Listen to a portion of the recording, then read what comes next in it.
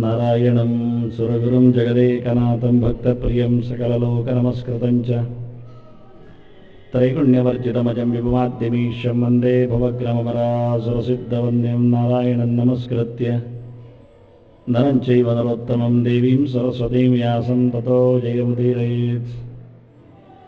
ಧರ್ಮಕ್ಷೇತ್ರೇ ಕುರುಕ್ಷೇತ್ರೇ ಸಮವೇತಾಯುತ್ಸವಃ ಮಾಮಕಾಃ ಪಾಂಡವಶ್ಚೈವ ಕಿಮಕುರ್ವತ ಸಂಜಯ. ಶ್ರೀ ಗುರುಭ್ಯೋ ನಮಃ. ಸನ್ಯಾಸ ಮತ್ತು ತ್ಯಾಗ ಇವೆರಡರ ಬಗ್ಗೆ ವಿಶೇಷ ಮಾಹಿತಿ ನೀಡಬೇಕೆಂದು ಅರ್ಜುನನ ಪ್ರಾರ್ಥನೆ. ಅದಕ್ಕೆ ಕೃಷ್ಣ ಅದು ಎರಡರ ಉಪಯೋಗ ಅಂದರೆ ಇವತ್ತಿನವರೆಗೆ ಶಾಸ್ತ್ರದಲ್ಲಿ ಬಂದಿರತಕ್ಕಂತಹ ಪ್ರಯೋಗ ಎಲ್ಲಿ ಯಾವ ಲೆಕ್ಕದಲ್ಲಿ ಶಾಸ್ತ್ರಗಳು ಅದನ್ನು ದುಡಿಸಿಕೊಂಡಿವೆ ಅಂತ.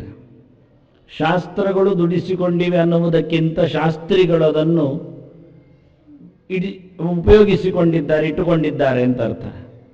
ಮಾತು ಪ್ರಮಾಣ ಆಗುವುದು ಮಾತಾಡಿದವನಿಂದ. ಹಾಗಾಗಿ ಕವಿಗಳು ಅಂತ ಕೃಷ್ಣ ಶಬ್ದ ಹಾಕಿದ. ವಿಚಕ್ಷಣಾಹ ಎನ್ನುವ ಅವರ ವೈಭವವನ್ನು ತೋರಿಸಿಕೊಟ್ಟ. ಒಟ್ಟಾರೆ ಸನ್ಯಾಸ ಮತ್ತು ತ್ಯಾಗದ ಬಗ್ಗೆ ಒಂದು ಮುಖದಿಂದ ಅದರ ವಿಶ್ಲೇಷಣೆಗೈದ. ಸನ್ಯಾಸಕ್ಕೆ ಬಿಡುವುದು ಅಂತ ಮಾಡಿ ಕರ್ಮವನ್ನೇ ಬಿಡುವುದು ಎನ್ನುವುದು ಸರಿಯಿಲ್ಲ. ಸರ್ವಥಾ ಕರ್ಮತ್ಯಾಗ ಸಾಧ್ಯ ಇಲ್ಲ. ನಹಿ ಕಶ್ಚಿತ್ ಕ್ಷಣಮಪಿ ಅಂತ ಹೇಳಿಕೊಂಡು ಕರ್ಮವನ್ನು ತೊರೆದು ಬದುಕುವುದೇ ಕಷ್ಟ. ಕರ್ಮ ಬಿಡಬೇಕು ಅಂತ ಹೇಳಿದೆ, ಕರ್ಮ ಬಿಡ್ಲಿಕ್ಕೆ ಆಗುವುದಿಲ್ಲ ಅಂತ ಹೇಳ್ತೀರಿ. ಹಾಗೇನು ಮಾಡುವ ಕೇಳಿದರೆ ಆಹಾರವನ್ನು ತೊರೆಯಿರಿ ಅಂತ ಹೇಳ್ತಾರೆ, ಆಹಾರವನ್ನು ತಿನ್ನಿರಿ ಅಂತ ಹೇಳ್ತಾರೆ. ಹಾಗಾದರೆ ನಾವು ಏನೋ ಒಂದು ಅದರಲ್ಲಿ ಕಾಂಪ್ರಮೈಸ್ ಮಾಡಿಕೊಳ್ತೇವೆ, ಸಮನ್ವಯ ಮಾಡಿಕೊಳ್ತೇವೆ. ಅಂದರೆ ಕೆಟ್ಟ ಆಹಾರವನ್ನು ತೊರೆಯುವುದು, ಒಳ್ಳೆಯ ಆಹಾರವನ್ನು ಸ್ವೀಕರಿಸುವುದು ಅಂತ. ಗಟ್ಟಿ ಆಹಾರವನ್ನು ಬಿಡುವುದು, ಮೃದು ಆಹಾರವನ್ನು ಪಡೆಯುವುದು ಅಂತ.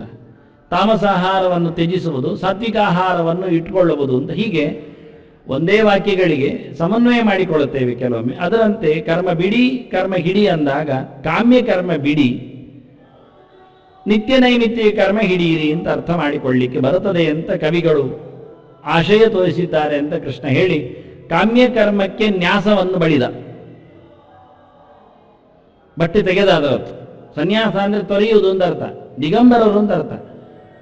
ಮತ್ತೆ ಹಾಕೊಳ್ತಾರಲ್ಲ ಕೆಂಪು ಬಟ್ಟೆ, ಕಾವಿ ಬಟ್ಟೆ ಅಂದ್ರೆ ಕೆಂಪು ಎನ್ನುವುದು, ಕಾವಿ ಎನ್ನುವುದು ನಗ್ನದ ಸಂಕೇತಂತೆ, ಪ್ರತಿನಿಧಿ. ಕಾಷಾಯ ವಸ್ತ್ರ ನಗ್ನ ಸ್ಯಾತ್ ಅಂತ ಇರುವುದು, ರಕ್ತವಸ್ತ್ರಶ್ಚ ನಗ್ನ ಸ್ಯಾತ್ ಅಂತ. ಅದನ್ನ ಬೌದ್ಧರು ಹಾಕಿಕೊಳ್ಳುವ ಕೆಂಪು ಉಂಟಲ್ಲ, ಕಡು ಕೆಂಪು, ಅದು ನಿಜವಾಗಿ ಕಾಷಾಯ, ಬಹಳ ಚಂದವಾದಂತಹ ಬಣ್ಣ ಅದು. ಅದು ನಿಜವಾಗಿ ನಗ್ನತೆಯನ್ನು ಹೇಳುತ್ತದೆ ಅಂತ. ಅದರಿಂದ ಬೌದ್ಧರು, ಕ್ಷಪಣಕರು ನಗ್ನರು. ಆದರೆ ಸಮಾಜದಲ್ಲಿ ನಗ್ನರಾಗಿರುವುದು ಅಸಂಭವ, ಅಸಂಗತ. ಅದಕ್ಕೆ ಕೆಂಪು ಬಟ್ಟೆ ಹಾಕಿದ್ರೆ ನಗ್ನರು ಅಂತ ಅರ್ಥ ಅಂತ. ಹೀಗೆ ಕೆಂಪು ಬಟ್ಟೆಯನ್ನು ತೊಡುವುದು, ಅದನ್ನು ಸ್ವಲ್ಪ ಕಾಷಾಯ ಬಣ್ಣಕ್ಕೆ ತಿರುಗಿಸಿದರೆ ಕಮ್ಮಿ ಕೆಂಪು ಮಾಡಿದರೆ ಕಾಷಾಯ ವಸ್ತ್ರ ಆಗುತ್ತೆ. ಕಾಷಾಯ ವಸ್ತ್ರವು ನಗ್ನ ಅಂತ ಅರ್ಥ. ಆದ್ದರಿಂದ ಕ್ಷಪಣಕರಲ್ಲದವರು, ಸನ್ಯಾಸಿಗಳಲ್ಲದವರು, ತ್ಯಾಗ ಮಾಡದವರು ಕಾಷಾಯ ಬಟ್ಟೆ ತೊಡಲಿಕ್ಕಿಲ್ಲ, ತೊಡಬಾರದು. ಅದು ನಾನು ಸಂಧ್ಯಾ ಸಮೀಕ್ಷೆಯಲ್ಲಿ ಬಟ್ಟೆ ತೊಡುವುದು ಎನ್ನುವುದರಲ್ಲಿ ನಮೂದನೆ ಮಾಡಿದ್ದೇನೆ. ಕಷಾಯ ಬಣ್ಣದ ಬಟ್ಟೆಯನ್ನು ತೊಟ್ಟುಕೊಂಡು ಅದು ಹೊದಿಕೆಯಾಗಲಿ ವಸನವಾಗಲಿ, ಮೇಲು ಹೊದಿಕೆಯಾಗಲಿ ಕೆಳ ಹೊದಿಕೆಯಾಗಲಿ ಅದು ಮಾಡಲಿಕ್ಕಿಲ್ಲ. ವಾಸ್ತವವಾಗಿ ಎರಡು ಬಟ್ಟೆಯನ್ನು ಉಪಯೋಗಿಸಿಕೊಳ್ಳುವಲ್ಲಿ ಕಾಷಾಯ ಬಣ್ಣದ್ದು ಆಗುವುದಿಲ್ಲ. ಅದು ಇವತ್ತೆಲ್ಲ ಸಾಮಾನ್ಯ, ಎಲ್ಲರೂ ಹೆಚ್ಚಾಗಿ ಅಂದರೆ ಮಣ್ಣಾದದ್ದು ಗೊತ್ತಾಗುವುದಿಲ್ಲ ಅಂತ ಅದನ್ನೇ ಸುತ್ತಿಕೊಳ್ಳುವುದು. ಬಣ್ಣಕ್ಕೇನು ಕಮ್ಮಿ ಅಂತ ಅದು ಪೂರ ತಪ್ಪು ಅಂತಾರೆ. ಅದು ನಗ್ನತೆಯನ್ನು ಸಾರ್ತದೆ, ಅದು ಸರಿ ಇಲ್ಲ ಅಂತ. ಹೀಗಾಗಿ ಕರ್ಮ ತ್ಯಾಗದಲ್ಲಿ ಕಾಮ್ಯ ಕರ್ಮಕ್ಕೆ ಬಟ್ಟೆ ತೆಗೆದು ಬಿಟ್ಟು ಅದು ಉಪಯೋಗ ಇಲ್ಲ ಅಂತ ಹೇಳಿಬಿಟ್ಟು ಅದಕ್ಕೆ ನಿಜವಾಗಿ ಒಟ್ಟಾಗಿ ಹೊರಗೆ ಹಾಕಿತು.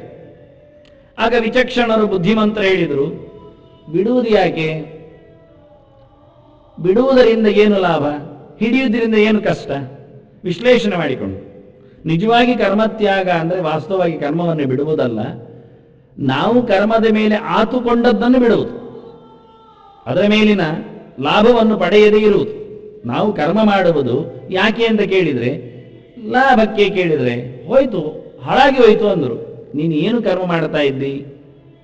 ಯಾವ ಕರ್ಮವೇ ಮಾಡಿದರೂ ಅದು ಎಲ್ಲವೂ ಭಗವದಾರಾಧನೆ ಆಗಬೇಕು, ದೇವರ ಪೂಜೆ ಆಗಬೇಕು. ಏನು ಕರ್ಮ ಮಾಡಿದರೂ ಕೇಳಿಕೊಳ್ಳಿಕ್ಕುಂಟು, ದೇವರೇ ಇದು ನಿನ್ನ ಪೂಜೆ ಆಗಲಿ ಅಂತ.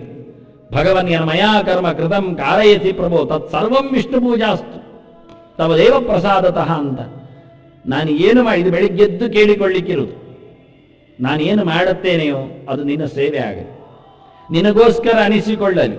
ಅದೇನೇ ಇರಲಿ, ಮಲಗಿದ್ದಿರಲಿ, ಉಸಿರು ಬಿಟ್ಟದ್ದಿರಲಿ, ನಿಂತದ್ದಿರಲಿ, ನಕ್ಕಿದ್ದಿರಲಿ, ಹತ್ತದ್ದಿರಲಿ, ಎಲ್ಲವೂ ದೇವರ ಪೂಜೆಯಾಗಿ ದೇವರ ವೈಭವವಾಗಿ ಆಗಬೇಕು ಅಂತ. ದೇಹದಲ್ಲಿ ದೇವರಿಲ್ವಾ? ಹಾಗಾದರೂ ಯೋಚನೆ ಮಾಡಿಕೊಳ್ಳಿ.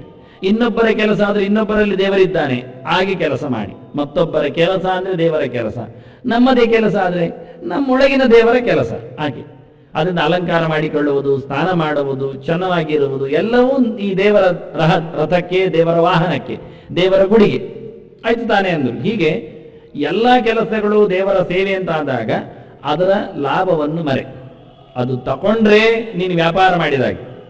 ದೇವರ ಸೇವೆಗೆ ನೀನು ದುಡ್ಡು ಕೇಳುವುದಾ ಅಂತಾರೆ. ಎಸ್ತ ಆಶಿಷ ಆಸಾಸ್ತೆ ನಸಭೃತ್ಯ ಸವೈ ವಣಿಕ್. ಪ್ರಹ್ಲಾದ ಹೇಳಿದ ನರಸಿಂಹನ ಹತ್ರ, ವರ ಕೇಳೆಂದಾಗ ಕೇಳೋದಿಲ್ಲ ಅಂದ. ನಾನು ನರಸಿಂಹ ಇದ್ದೇನೆ, ಪುರುಷೋತ್ತಮ ಇದ್ದೇನೆ, ಎಲ್ಲರಿಗಿಂತ ಮಿಗಿಲಾಗಿದ್ದದನ್ನು ಕೊಡುವ ಸಾಮರ್ಥ್ಯ ನನಗಿದೆ, ಕೇಳು ಅಂತಾನೆ. ಇಲ್ಲ, ಕೇಳೋದಿಲ್ಲ ಅಂದ. ಯಾಕೆ ಅಂದ, ನಾನು ಕೇಳುವುದು ನೀನು ಕೊಡುವುದು, ನಾನು ನಿನ್ನನ್ನು ಪ್ರೀತಿಸುವುದು ನೀನು ಕೊಡುವುದು, ನಾನು ನಿನ್ನನ್ನು ಸ್ತುತಿಸುವುದು ನೀನು ಕೊಡುವುದು, ಎಂದದಕ್ಕೆ ಅಂದ. ಇದು ವ್ಯಾಪಾರವಾ? ನಾನಿಷ್ಟು ಸ್ತೋತ್ರ ಮಾಡುತ್ತೇನೆ, ಅಷ್ಟೋತ್ತರ ಹೇಳುತ್ತೇನೆ, ಸಹಸ್ರನಾಮ ಹಾಡುತ್ತೇನೆ, ಇದೆಲ್ಲ ಹಾಡಿ ಕೊನೆಗೆ ನಿನ್ನಲ್ಲಿ ಕೈ ಬೇಡುತ್ತೇನೆ ಅಂದರೆ ನಾಚಿಕೆ ಆಗತ್ತೆ ಅಂದ. ನಾನು ನಿನ್ನ ಬೇಡಿಕೆಗೋಸ್ಕರ, ನಿನ್ನಲ್ಲಿ ಬೇಡಲೋಸ್ಕರ ನಾನು ಯಾವುದನ್ನು ಹೇಳುವುದಿಲ್ಲ ಅಂದ. ನನ್ನ ಸೇವೆ ನಿಸ್ವಾರ್ಥವಾದದ್ದು, ನಿನ್ನ ಸಂತೋಷವನ್ನು ನಾನು ಇಷ್ಟಪಟ್ಟಿದ್ದೇನೆ, ನಿನ್ನ ಗುಣಗಾನ ಮಾಡುವುದು ನನಗೆ ಖುಷಿಯಾಗಿದೆ. ಅಷ್ಟು ಎತ್ತರದ ವ್ಯಕ್ತಿತ್ವ ನಿನ್ನಲ್ಲಿದೆ, ಅದಕ್ಕೆ ಪ್ರೈಸ್ ಮಾಡುತ್ತೇನೆ ನಾನು ಅಷ್ಟೇ. ನಿಜವಾಗಿ ನಿನ್ನಲ್ಲಿ ನೆಲೆ ನಿಂತ ಗುಣಗಳನ್ನು ಹೇಳುವುದರಲ್ಲಿ ನಾನು ತುಂಬ ಖುಷಿ ಪಡುತ್ತೇನೆ, ಹೇಳುತ್ತೇನೆ. ಬಹಳ ಚಂದವಾದ ಒಂದು ಕಲಾಕೃತಿಯನ್ನು ನೋಡಿ ಚೆನ್ನಾಗಿದೆ ಅಂತ ಹೇಳುತ್ತೇವೆ, ಹುಬ್ಬು ಅರಳಿಸ್ತೇವೆ, ಮಾತು ಮೌನ ಆಗುತ್ತೆ, ಮತ್ತೆ ಅದನ್ನು ಎವೈಕ್ಯತೆ ನೋಡಿಕೊಳ್ಳುತ್ತೇವೆ, ಅದರ ಸೌಂದರ್ಯವನ್ನು ಆಸ್ವಾದಿಸಿ ಒಳಗಾಕೊಳ್ಳುತ್ತೇವೆ. ಅದನ್ನೇ ತದ್ವನವಿತ್ಯುಪಾಸಿತವ್ಯಂ ಹೇಳಿದ್ದು, ಅದು ದೇವರದ್ದಯ್ಯ ಅಂತ. ನಿನಗೆ ಯಾವುದು ಇಷ್ಟ ಆಯಿತೋ ಅದು ದೇವರಲ್ಲಿ ಕೂತಿದ್ದಾನೆ ಅಂತ ಅರ್ಥ. ಯದ್ಯದ್ ವಿಭೂತಿ ಮತ್ಸತ್ವಂ ಅಂತ, ಅದರ ಸೌಂದರ್ಯ ಅದು ದೇವರು, ಅದು ನಿನಗೆ ಸಿಕ್ಕಿತು, ಅದೇ ಸಂತೋಷ. ಇನ್ನೆಲ್ಲಿ ಹುಡುಕಬೇಕು ದೇವರನ್ನು? ನಾವು ಇದ್ದದ್ದರಲ್ಲೇ ಒಳ್ಳೆಯದನ್ನು ಹುಡುಕಿ ದೇವರು ಅಂತ ಹೇಳಬೇಕು. ನೋಡುವ ದೃಷ್ಟಿ ಬೇಕು ಅಂತಾನೆ. ಈಗ ಬಹಳ ಸುಂದರವಾಗಿ ನಾನು ನಿನ್ನ ವೈಭವವನ್ನು, ಗುಣವನ್ನು ಕಂಡು ಬೆರಗಾದೆ, ಖುಷಿಪಟ್ಟೆ, ಅದನ್ನು ಹೇಳಿಕೊಂಡೆ ಅಂದಾಗ ನೀನೇನು ಕೊಡುವುದು ನನಗೆ? ನಾನು ಕೇಳುವುದಿಲ್ಲ ಅಂತ. ಅದನ್ನ ಕಾಮ್ಯ ಕರ್ಮ ಅಂದ್ರೆ ಕೇಳಿಕೆಯ ಕರ್ಮ, ದೇವರಲ್ಲಿ ಏನಾದರೂ ಬೇಡಿಕೆ ಇಡುವುದು ಅಂತಾಯ್ತು. ಇದು ವ್ಯಾಪಾರ ಕರ್ಮ ಆಗತ್ತೆ. ನೀನು ವ್ಯಾಪಾರವನ್ನು ನಿಲ್ಲಿಸು, ಕರ್ಮ ಮಾಡು, ಫಲತ್ಯಾಗ ಮಾಡು, ಕರ್ಮ ನಡೆ ಅಂತ ಬುದ್ಧಿಮಂತರು ಬಿಡುವುದು ಯಾಕೆ ಅಂತ ವ್ಯಾಖ್ಯಾನ ಕೊಡ್ತಾ ಬಿಡ್ಲಿಕ್ಕೆ ಬರುವುದಿಲ್ಲ ಅಂತ ತೋರಿಸಿಕೊಟ್ರು. ಇನ್ನೂ ಮುಂದುವರಿಸಿದ ಕೆಲವರ ವಾದವನ್ನು ಕೃಷ್ಣ ಪ್ರತ್ಯಕ್ಷ ಮಾಡುತ್ತಾನೆ. ತ್ಯಾಜ್ಯಂ ದೋಷವದಿತ್ಯೇಕೆ ಕರ್ಮ ಪ್ರಾಹುರು ಮನೀಷಿಣಃ ಯಜ್ಞದಾನತಮ ಕರ್ಮ ನ ತ್ಯಾಜ್ಯಮಿತಿ ಚಾಪರೆ. ಈಗ ಕರ್ಮ ಬಿಡುವುದು ಅಂತ ಉಂಟಲ್ಲ, ಮಾಡುವುದು ಅಂತ ಉಂಟಲ್ಲ, ಮಾಡುವುದು ಅಂತಲೇ ಮಾಡುವುದಾ? ಹಾಳಾಗುವುದಿಲ್ವ ನಾವು? ಬಿಡುವುದು ಅಂತ ಬಿಡುವುದಾ? ಆಗಲೂ ಹಾಳಾಗ್ತೇವೆ. ಯಾವುದು ಒಳ್ಳೆದೋ ಅದು ಮಾಡಿ, ಯಾವುದು ಕೆಟ್ಟದೋ ಅದು ಬಿಡಿ. ಇದು ಶ್ರುತಿಯ ಆದೇಶ. ಯಾನ್ಯನವದ್ಯಾನಿ ಕರ್ಮಾಣಿ ತಾನಿ ಸೇವಿತವ್ಯಾನಿ ನೋ ಇತರಾಣಿ ಅಂತ ಬಹಳ ಚೆನ್ನಾಗಿದೆ. ಗುರುಗಳು ಪಾಠ ಎಲ್ಲ ಮುಗಿಸಿ ವಿದ್ಯಾರ್ಥಿಗಳು ಹೋಗ್ತೇವೆ ಅಂದಾಗ, ಅದೇ ಘಟಿಕೋತ್ಸವ ಸಮಾರಂಭ, ಹೊರಡ್ತೇವೆ ಅಂದಾಗ ಅವರ ಹತ್ರ ಹೇಳ್ತಾರೆ, ಒಳ್ಳೆಯದು ಮಾತ್ರ ಹೋಗಿ ಮಾಡಿ, ಕೆಟ್ಟದ್ದು ಮಾಡಬೇಡಿ. ಇಷ್ಟೇ, ಇನ್ನೇನು ಹೇಳುವುದಿಲ್ಲ, ಸಾಕು ಅಂತಾರೆ. ಇದರಲ್ಲಿ ಎಲ್ಲ ಬರ್ತದೆ ಅಂತಾರೆ. ಅಲ್ಲ, ನೀವು ಮಾಡಿದ್ದೆಲ್ಲ ಮಾಡುವ, ಅದು ಆಗುವುದಿಲ್ಲ ಅಂದ. ಯಾನ್ಯಸ್ಮಾಕಂ ಸುಚರಿತಾನಿ ತಾನಿ ತ್ವಯೋ ಭಾಸ್ಯಾನಿ ನೋಯಿತರಾಣಿ ಅಂದ. ನಾವು ಒಳ್ಳೆಯದು ಮಾಡಿದ್ದನ್ನು ಮಾಡಿ, ನಾವು ಕೆಟ್ಟದ್ದು ಮಾಡಿದ್ದರೆ ಬಿಡಿ ಇಲ್ಲಿ ಅಂತ. ನಮ್ಮಿಂದ ಎಲ್ಲಿಯಾದರೂ ಗೊತ್ತಿಲ್ಲದೆ ತಪ್ಪಾಗಿದ್ದರೆ, ನಾವು ಗೊತ್ತಿದ್ದೋ ನಮಗೋಸ್ಕರ ತಪ್ಪು ಮಾಡಿದ್ದರೆ, ನಾವು ನಿಮ್ಮ ವಿಷಯದಲ್ಲಿ ತಪ್ಪು ನಡೆದಿದ್ದರೆ ಅದನ್ನು ಬಿಟ್ಟುಕೊಡಿ, ಅದು ನಾವು ಮಾಡಿದ ತಪ್ಪು, ಹಾಗೆ ಇಡಿ, ಒಳ್ಳೆಯದು ಮಾತ್ರ ಮಾಡಿ. ಇಷ್ಟೇ ಆದೇಶ, ಇಷ್ಟೇ ಅಂತಾರೆ. ಏಷ ಆದೇಶ ಏಷ ಉಪದೇಶ. ಇದು ನಮ್ಮ ಆಜ್ಞೆ, ಇದು ನಮ್ಮ ಕಿವಿ ಮಾತು. ಎಷ್ಟು ಚೆನ್ನಾಗಿ ಹೇಳ್ತಾರ್ರಿ. ಇವತ್ತೊಂದು ಪ್ರಕಟ ಘಟಿಕೋತ್ಸವ ಮಾಡ್ತಾರೆ, ಗಂಟೆಗಟ್ಟಲೆ ಯಾರನ್ನು ಕರೆಸಿ ಕೊಳ್ಳಿರಿಸಿ ಖರ್ಚು ಮಾಡಿ. ಅಯ್ಯೋ ಹೇಸಿಗೆ ಹೇಳಲಿಕ್ಕೆ ಬರುವುದಿಲ್ಲ ನಾಲಾಯಕುಗಳಿಗೆ. ಎರಡೇ ಎರಡು ಸುದ್ದಿಯಲ್ಲಿ ಎಷ್ಟು ಚೆನ್ನಾಗಿ ಹೇಳ್ತಾರೆ. ಏಷ ಆದೇಶ ಏಷ ಉಪದೇಶ. ಎಂಥ ಚಂದದ ಒಂದು ಮಾತು ಅವರದ್ದು. ಇದು ನನ್ನ ಆಜ್ಞೆ, ಇದು ನನ್ನ ಕಿವಿ ಮಾತು, ಎರಡೇ ಹೇಳಿದರು. ನಾನು ಇಷ್ಟೇ ಇಷ್ಟಪಡ್ತೇನೆ, ನೀವೇನು ಹೇಳಲಿಕ್ಕೆ ಇಷ್ಟಪಡ್ತೀರಿ ನಾನು ಇಷ್ಟೇ ಹೇಳಲಿಕ್ಕೆ ಇಷ್ಟಪಡ್ತೇನೆ ಅಂತಾನೆ. ನಿಮ್ದೇನು ನಮ್ಮ ಮೇಲೆ ಇರತಕ್ಕಂಥ ಪ್ರಭುತ್ವ ಅಂದ್ರೆ ನಮ್ದು ಇಷ್ಟೇ ನಿಮ್ಮ ಮೇಲಿನ ರೂಲಿಂಗ್ ಅಂತಾರೆ ಅವರು. ನಾನು ನಿಮ್ಮ ಮೇಲೆ ಇಷ್ಟೇ ಆಜ್ಞೆ ಮಾಡಬಲ್ಲೆ ಅಂತಾನೆ. ಇದು ಆರ್ಡರ್ ಅಂತಾನೆ, ಇದು ಆರ್ಡರ್ ಅಂದವ ನೇರವಾಗಿ ಹೇಳ್ತಾನೆ. ಇದು ಆಜ್ಞೆ. ಏನು ಆಜ್ಞೆ ಅಂದ್ರೆ ಒಳ್ಳೆದು ಮಾಡಿ ಕೆಟ್ಟದ್ದು ಬಿಡಿ ಅಂತ ಅಂತಾನೆ. ನೀವು ನಾಳೆಯಿಂದ ಇಡುವ ಹೆಜ್ಜೆಯಲ್ಲಿ, ನಿಮ್ಮ ನುಡಿಯಲ್ಲಿ, ನಿಮ್ಮ ತಲೆಯಲ್ಲಿ, ಅಂದ್ರೆ ಯೋಚನೆಯಲ್ಲಿ, ಅಂದ್ರೆ ಮಾನಸಿಕವಾಗಿ, ವಾಚಿಕವಾಗಿ, ಕಾಯಿಕವಾಗಿ, ನಿಮ್ಮ ಶಾರೀರಿಕ ಅಪೂರ್ವಕವಾದ ನಿಮ್ಮ ಕ್ರಿಯೆಗಳಲ್ಲಿ ಒಳಿತು ಇರಲಿ, ಕೆಡುಕು ಹಾರಲಿ ಅಂತಾನೆ. ಇಷ್ಟೇ ತಾನೇ ಅಂತಾನೆ. ಇದಲ್ವಾ ಉಪನಿಷತ್ತಿನ ಸಾರ ಸಂದೇಶ. ಕೊನೆಗೆ ಗುರುಗಳು ಏನು ಹೇಳಿಕೊಟ್ರು, ಕೊನೆಗೆ ಹೇಳುವುದೇನು ಇಷ್ಟೇ ತಾನೇ. ಅದನ್ನಿಟ್ಟುಕೊಳ್ಳಿ ಅಂದ. ಆದ್ರಿಂದ ಕರ್ಮ ಮಾಡಿ ಬಿಡಿ ಅಂತ ಹೇಳಲಿಕ್ಕಿಲ್ಲ. ಯಾವುದು ಕೆಟ್ಟದೋ ಅದು ಬಿಡಿ, ಯಾವುದು ಒಳ್ಳೆಯದೋ ಅದು ಮಾಡಿ. ತ್ಯಾಜ್ಯಂ, ಇಲ್ಲಿ ದೋಷವತಿ ಅನ್ನೋದು ಬಹಳ ಚೆನ್ನಾಗಿದೆ, ಅರ್ಥ ಇದೆ. ಎರಡು ಅರ್ಥ ಇದೆ ಅದರಲ್ಲಿ. ಆ ಒಂದು ಅರ್ಥ ಗುರುತಿಸಿದ್ದು ಕಡಿಮೆ, ಇನ್ನೆಲ್ಲೋ ಮೂಲೆಯ ಅನುವಾದಕರು ಗುರುತಿಸಿದ್ದಾರೋ ನನಗೆ ಗೊತ್ತಿಲ್ಲ. ದೋಷವತ್ ಅಂದ್ರೆ ದೋಷ ಉಳ್ಳದ್ದು ಒಂದು ಅರ್ಥ. ನಪುಂಸಕಲಿಂಗ ಆದ್ರೆ ಒತ್ತು ಬರ್ತದೆ, ಇಲ್ಲದಿದ್ರೆ ವಾನ್ ಬರ್ತದೆ. ದೋಷವಾನ್, ದೋಷ ಉಳ್ಳವನು, ದೋಷವತಿ, ದೋಷ ಉಳ್ಳವಳು, ದೋಷವತ್, ದೋಷ ಉಳ್ಳತ್. ನಪುಂಸಕಲಿಂಗಕ್ಕಾದ್ರೆ ಹಾಗೆ. ಹಾಗೆ ಹಿಮವತ್ ಪರ್ವತ ಅಂತೇವೆ. ಹಿಮ ಉಳ್ಳದ್ದು ಪರ್ವತ ಶಬ್ದ ನಪುಂಸಕಲಿಂಗ ಮಾಡಿಕೊಂಡಾಗ. ಪುಲ್ಲಿಂಗ ಮಾಡಿದ್ರೆ ಹಿಮವಾನ್. ಹಾಗೆ ಹಿಮವತಿ, ಹಾಗೆ ಗುಣವತಿ, ಗುಣವಾನ್, ಗುಣವತ್. ಗುಣ ದೋಷಗಳಿದ್ದಾಗೆ ಗುಣವತಿ ಸ್ತ್ರೀಲಿಂಗದಲ್ಲಿ, ನಪುಂಸಕಲಿಂಗ ಗುಣವತ್. ಹಾಗೆ ದೋಷವತ್, ದೋಷ ಉಳ್ಳದ್ದು ಅಂತ ಒಂದು ಅರ್ಥ. ಇನ್ನೊಂದು ಅರ್ಥ ವತು ಶಬ್ದಕ್ಕೆ ಅಂತೆ ಅಂತ. ಚಂದ್ರವತ್ ಶೀತಲಂ ಅಂತಾರೆ, ಚಂದ್ರನ ಹಾಗೆ ತಂಪು ಅಂತಾರೆ. ಅಗ್ನಿವತ್ ಕ್ರೂರಃ ಅಂತಾನೆ, ಬೆಂಕಿಯಂತೆ ಭಾರಿ ಉಗ್ರನಿದ್ದಾನೆ ಅಂತ, ಬಿಸಿ ಇದ್ದಾನೆ, ಉಷ್ಣ ಅಂತ. ವತ್ತು ಅಂದ್ರೆ ಅಂತೆ ಅಂತ ಅರ್ಥ. ಹಾಗಾಗಿ ಇಲ್ಲಿ ದೋಷದಂತೆ ಎನ್ನುವ ಒಂದು ಅರ್ಥವನ್ನು ಗುರುತಿಸಿದ್ದು ಬಹಳ ಕಡಿಮೆ. ಕಡಿಮೆ ಅಂದ್ರೆ ಇಲ್ಲೇ ಹೇಳ್ತೇನೆ ನಾನು ಕಂಡದ್ದಿಲ್ಲ ಅಂತ. ಹಾಗೆ ಎರಡು ಅರ್ಥಗಳ ಸಾಧ್ಯತೆ ಉಂಟು ಇಲ್ಲಿ. ದೋಷದಂತೆ ತ್ಯಾಜ್ಯಂ ಕರ್ಮ. ದೋಷದಂತೆ ಕರ್ಮವನ್ನು ಬಿಡಬೇಕು. ದೋಷದಂತೆ ಬಿಡಬೇಕು ಅಂದ್ರೆ ದೋಷವನ್ನು ನಾವು ಇಟ್ಕೊಳ್ತೇವ, ತಪ್ಪನ್ನು ಒಪ್ಪಿಕೊಳ್ಳುತ್ತೇವ, ಹಾಳನ್ನು ಇಷ್ಟಪಡ್ತೇವ. ಹಾಗೆ ದೋಷ ಸರ್ವಾತ್ಮನ ತ್ಯಾಜ್ಯ, ಗುಣ ಸರ್ವಾತ್ಮನ ಗ್ರಾಹ್ಯ. ಯಾವುದೇ ವಿಷಯದಲ್ಲಿ ಒಳಿತನ್ನು ಪಡಿತೇವೆ, ಕೆಟ್ಟದ್ದನ್ನು ಬಿಡುತ್ತೇವೆ. ಕತ್ತಿಯಿಂದ ಆಗತಕ್ಕ ಒಳ್ಳೆಯದು ಉಪಯೋಗವನ್ನು ಉಪಯೋಗಿಸಿಕೊಳ್ಳುತ್ತೇವೆ, ಹಾಳು ಉಪಯೋಗವನ್ನು ಬಿಟ್ಟುಕೊಡುತ್ತೇವೆ.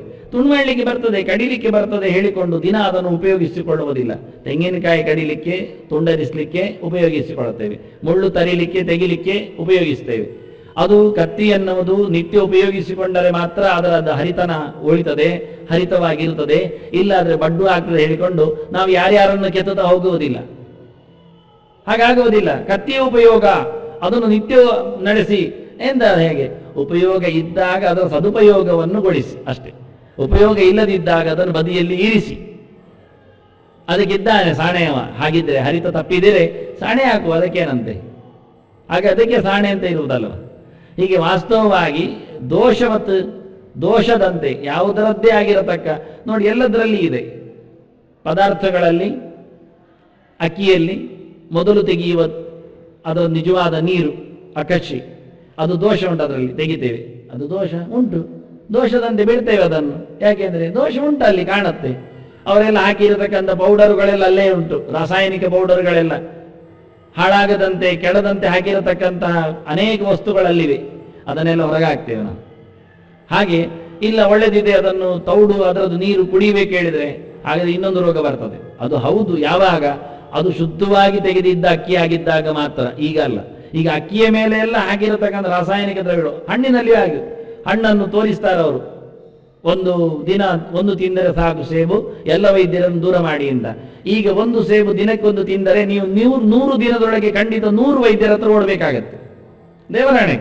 ಯಾಕೆಂದ್ರೆ ಅವರು ಹಾಕಿರತಕ್ಕ ಅದಕ್ಕೆ ಇಂಜೆಕ್ಟ್ ಮಾಡಿರತಕ್ಕ ಸೊತ್ತು ನೋಡ್ಬೇಕು ನೀವು. ಅದಕ್ಕೆ ಹಾಕುವ ಬಣ್ಣ, ಅದಕ್ಕೆ ಹಾಕುವ ಸಿಹಿ, ಅದಕ್ಕೆ ಹಾಕುವ ರಸಾಯನ ವಸ್ತು, ಅದು ಕೆಡದಂತೆ ಮಾಡುವ ವ್ಯವಸ್ಥೆಗಳು 100 ಬಗೆಯನ್ನು ಅದಕ್ಕೆ ಹಾಕಿರ್ತಾರೆ. ಆದ್ರೆ ನೀವು ಖಂಡಿತವಾಗಿ ನಿತ್ಯದನ್ನು ಒಂದು ತಿಂತಾ ಬಂದ್ರೆ ಅದು ಅವ್ರು ಹೇಳ್ತಾರೆ, ತೋರಿಸ್ತಾರೆ, ಬಣ್ಣ ತೋರಿಸ್ತಾರೆ, ಸೀದ ಕಚ್ಚುತ್ತಾರೆ. ಸೀದ ಕಚ್ಚಿದರೆ ಮುಗುದೇ ಹೋಯ್ತು ಅಂತಾರೆ, ಹಲ್ಲಿನ ರೋಗ ಶುರುವಾಗತ್ತೆ. ಹಾಗಾದ್ರೆ ಹೊರಗೂ ಬೇಕಾದಷ್ಟು ಕ್ರಿಮಿಕೀಟಗಳು ತುಂಬಿವೆ, ಅದನ್ನು ಹಾಕಿದ್ದಾರೆ ಅವರು, ರಾಸಾಯನಿಕ ವಸ್ತುಗಳು. ದ್ರಾಕ್ಷೆ ಎಲ್ಲಕ್ಕೂ ಅದರಿಂದ ದೋಷವಾದ, ನೀವು ದೋಷವನ್ನು ಹೇಗೆ ದೂರ ಮಾಡ್ತೀರೋ, ರೋಗಕರವಾದ ವಸ್ತುಗಳನ್ನು, ಹಾನಿಕಾರಕವಾದ ಸಂಗತಿಗಳನ್ನು, ವಿಷಯಗಳಲ್ಲಿಯೂ ಹಾಗೆ ಕೆಟ್ಟ ವಿಷಯಗಳು ಕೇಳುವುದಿಲ್ಲ, ಅದು ಕೇಳಿದರೆ ತುಂಬ ನೋವಾಗುತ್ತೆ, ಬೇಡಯ್ಯ ಅಂತ. ಅದನ್ನ ಮಾನಸಿಕವಾಗಿ ಒತ್ತಡವನ್ನು ಭರಿಸುವ ಸಂಗತಿಗಳು, ಕಿವಿಗೆ ಕಷ್ಟವಾಗಿರತಕ್ಕಂಥ ಕರ್ಕಶ ಶಬ್ದಗಳು, ಅದೆಲ್ಲ ಬೇಡ, ಬಿಟ್ಟುಕೊಡುತ್ತಾರೆ. ಹಾಗೆ ಪದಾರ್ಥಗಳು, ಹಾಗೆ ದೋಷವತ್ ತ್ಯಾಜ್ಯಂ ಕರ್ಮ, ಕರ್ಮವನ್ನು ಬಿಡಬೇಕರಿ. ದೋಷದ ಹಾಗೆ ಅಂದಾಗ ಗುಣ ಇದ್ದಾಗ ಸ್ವೀಕರಿಸ್ತೇವೆ, ದೋಷ ಇದ್ದಾಗ ಬಿಡುತ್ತೇವೆ. ಇದು ಒಂದು ಅರ್ಥ. ಇನ್ನೊಂದು ದೋಷವತ್ ಕರ್ಮ ತ್ಯಾಜ್ಯ, ದೋಷ ಇದ್ದ ಕರ್ಮ ಬಿಡಿಯಿಂದ, ದೋಷ ಇಲ್ಲದ ಕರ್ಮ ಸ್ವೀಕರಿಸಿಯಿಂದ. ಯಾವುದರಲ್ಲಿ ದೋಷ ಕಾಣ್ತದೆ, ಯಾವತ್ತಿನಲ್ಲಿಗೆ ದೋಷ ಕಾಣ್ತದೆ, ಹೇಗೆ ದೋಷ ಕಾಣ್ತದೆ ಆವತ್ತಿನವರಿಗೆ ಮಾಡುದು. ದೋಷ ಖಂಡಿತ ಹಿಂದೆ ಬರುದು, ನಿರ್ಭಯವಾಗಿ ಕೆಲಸ ಮಾಡುದು. ನಮ್ಮ ಕ್ರಮ ಹಾಗೆ ಅಲ್ವಾ, ಹೋಗ್ಲಿ ಶುರು ಮಾಡ್ತಾನೆ, ಹೆದರಿಕೆ ಆಯ್ತು ಹಿಂದೆ ಬರ್ತಾನೆ, ಎಲ್ಲಿಯಾದ್ರೂ ಅವಿತು ಕೂತ್ಕೊಳ್ತಾನೆ, ನಿಲ್ಲಿಸಿಬಿಡ್ತಾನೆ. ಅದನ್ನ ಕರ್ಮ ಮಾಡುತ್ತಾ ಬಾ, ಕರ್ಮದಲ್ಲಿ ದೋಷ ಕಂಡರೆ, ದೋಷವುಳ್ಳ ಕರ್ಮ ಅಂತಾದರೆ ಬಿಟ್ಟುಕೊಡುವಂದು. ಈಗ ತ್ಯಾಜ್ಯಂ ದೋಷವದಿತ್ತಿ ಆಹು ಇತ್ಯೇಕೆ ಅಂತವ್ರು ಯಾರು ಕೇಳಿದ್ರೆ ಮನೀಷಿಣಃ ಅಂತ. ಯಾಕೆ ದೋಷ ಬರುವುದು ಮನಸ್ಸಿಗೆ, ಕಿರಿಕಿರಿ ಆಗುವುದು ಮನಸ್ಸಿದ್ದಾಗ. ಆದ್ರಿಂದ ದೋಷವತ್ ಕರ್ಮ ತ್ಯಾಜ್ಯಂ ಅಂತ ಹೇಳುವುದು ಮನೀಷಿಗಳು, ಬುದ್ಧಿಮಂತರು. ಅವರು ಎಲ್ಲದರಲ್ಲಿಯೂ ಒಳ್ಳೆಯದನ್ನು ಹುಡುಕ್ತಾರೆ, ಪಾಪ ಬರಬಾರದು, ಕೆಟ್ಟದಾಗಬಾರದು, ತೊಂದರೆ ಆಗಬಾರದು, ಕಿರಿಕಿರಿ ಆಗಬಾರದು ಅಂತ ಯೋಚನೆ ಮಾಡಿಕೊಳ್ತಾರೆ. ಹೀಗಾಗಿ ಮಾನಸಿಕವಾಗಿ ಪರಿಪಕ್ವತೆಯನ್ನು ಬಂದಿರತಕ್ಕಂತಹ ಮನೀಷಿಗಳು, ಮನೀಷ ಅಂದ್ರೆ ಬುದ್ಧಿಮಂತರು, ಚರ್ಚೆ ಮಾಡುವವರು, ನಿಶ್ಚಿತತನಕ್ಕೆ ಹೋಗುವವರು, ಅವರು ಕೆಟ್ಟ ಕೆಲಸಗಳನ್ನು ಬಿಡಬೇಕು ಅಂತ ಹೇಳ್ತಾ ಬರ್ತಾರೆ. ಅದು ಒಂದು ಪಾಲಿನ ಜನರು. ಎಲ್ಲಾ ಬುದ್ಧಿವಂತರು ಹೇಳ್ತಾರೆ, ಹೇಳಿಲ್ಲ ಏಕೆ ಅಂತ. ತ್ಯಾಜ್ಯಂ ದೋಷವದಿತ್ಯೇಕೆ ಕರ್ಮಜಾಹು ಪ್ರಾಹು ಮನೀಷಿಣ. ಕೆಲವು ಏಕೆ ಮನೀಷಿನ, ಕೆಲವು ಬುದ್ಧಿಮಂತರು, ತೀಕ್ಷ್ಣ ಮತಿಯವರು, ಚರ್ಚೆ ಮಾಡಿಕೊಂಡವರು, ತಪ್ಪಿದ್ದ ವಸ್ತುಗಳನ್ನು ಬಿಡಿ, ತಪ್ಪಿನ ಕೆಲಸವನ್ನು ಬಿಡಿ ಅಂತ. ಈಗ ಯಾವುದು ತಪ್ಪಿನ ಕೆಲಸ, ಯಾವುದು ತಪ್ಪಿಲ್ಲದ ಕೆಲಸ? ಇದಕ್ಕೆ ತೀರ್ಪುಗಾರರು ಯಾರು? ತೀರ್ಮಾನ ಹೇಗೆ? ಇದೇ ಕಷ್ಟ ಉಂಟಲ್ಲ. ಊಟ ಮಾಡಿ ಅಂತ ಒಂದು ಬಂತು, ಆಗ ನಾವು ದೋಷ ಉಂಟಾ ಇಲ್ವಾ ಕೇಳಿದ್ರೆ, ಯಾವುದರಲ್ಲಿ ದೋಷ ಉಂಟಾ ಕೇಳುತ್ತೇವೆ ನಾವು. ಅಕ್ಕಿಯ, ಅದು ಅಂಗಡಿದ್ದೆ, ದೋಷ ಉಂಟೆ. ಇನ್ನೆಂತ ತರುವ ನಮೂನೆಯ, ತರುವುದೆಲ್ಲ ಹೆಣ ಹೊತ್ತ ವಾಹನದಲ್ಲೇ ತಂದಾಕಿದ್ದು, ಇನ್ನೆಂತ ಹೇಳುವುದಂದ. ಬಹಳ ಚೆನ್ನಾಗಿದೆ, ಬೇಗ ಹೋಗಬೇಕು ಅಂತ ವಿಮಾನದಲ್ಲಿ ಹೋದ್ನಂತೆ. ಅದು ಬೆಳಿಗ್ಗೆ ಬೇಗ ಆದದ್ರಿಂದ ಅವರು ಬ್ರೆಡ್ ಕೊಟ್ಟಿದ್ರಂತೆ, ತಿಂದ್ಬಿಟ್ಟಂತೆ.